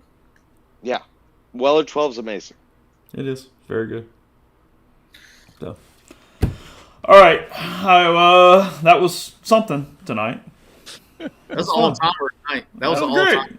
So if I told you, Chase, at 1:18 a.m. the night of the Georgia Southern game, we'd still be going. Neil, our best two shows in a really long time have been Middle Tennessee, and Georgia Southern. So I got nothing. I don't know where we go from here, but we go somewhere. Kentucky, 11 o'clock next Saturday for an SEC game at home. We got to wait for Hugh to like do something crazy again, and then that's what we got to do. This I'm turn not- He's into- going to lose to Vanderbilt. yes. Here's the thing, Tyler. So far, everything is going amazingly accordingly to plan. Because I don't think Hugh's actually a good coach. And so far, I'm getting proven correct. Well, so the one that would be the crazy if we get this November the 16th. Yeah. The Vanderbilt. That's a bye week, by the way, Yeah. for the Rebels. I want Okay. to be very clear. I Ole want to be Miss- very clear. If he loses to Vanderbilt, that is a champagne bottle. That is very even- much a champagne It's bottle. this is even better. November the 16th, Ole Miss is off, and Auburn entertains ULM. If we get that if we get I'll drive down. I'll drive down for that. I got one Neil- better than that, Neil. Neil, I got one better than that. We know some people. Why don't we just go to the damn game and get on the ULM sideline? No. Because Neil and I have to. If ULM beats I Auburn, wanna be on Neil the and I have to sip champagne together. Like that is Neil and I have gone through a lot together, and that is the ultimate. He will have to sit there and look me in the eye, and we'll have to do the Great Gatsby. Didn't he lose to them when he was at Liberty? Yes. He did. By a Has lot. a coach ever lost to ULM twice in a row at different schools? Ooh, God, no chance. No He had- chance. fingers crossed. He had Fingers Malik crossed. Willis. Malik Willis was his quarterback at Liberty. He doesn't was have- like a 36-point favorite in that game. Yeah. he was a 30-something point favorite. And they lost. No. So what day is that? That's the 17th. 16th. Okay. Neil, I'll see you there. Yeah. Hey, clear out the guest room. Clear out the guest room for the riots. We're bringing Josephine Everett. We will be there. Everybody can come. Yeah. We will be there. And if ULM, Oh my God! By everyone the way, will. Neil, I don't care what size it is. I will put on the garnet and gold, whatever it is. Like, just put it on me. He's got the helmet. You got the helmet on the whole time. I will wear it the whole game if Yeah. need be. We got the helmet. All right. Appreciate all you guys in the stream as well. Bo Wallace, wherever you are, Bo, appreciate you for sure Bo, for you're the the best. call in tonight. You're our guy. And remember, Realtree, MPW 15% off at Realtree.com. They're going to get all the Galaxy stuff in, if it's not already in, Coliseum, Nike, and other providers for that stuff leading up to that Oklahoma game at 11 a.m. for the helmets that are coming out for the Rebels and the Sooners. So again, for all of us here at MPW Digital, we'll talk to you again starting on Monday with the show. We'll talk to Jeffrey again on Thursday, and then Ole Miss and Kentucky coming up Saturday at 11 a.m. So thanks, get some sleep, and we'll talk to you soon.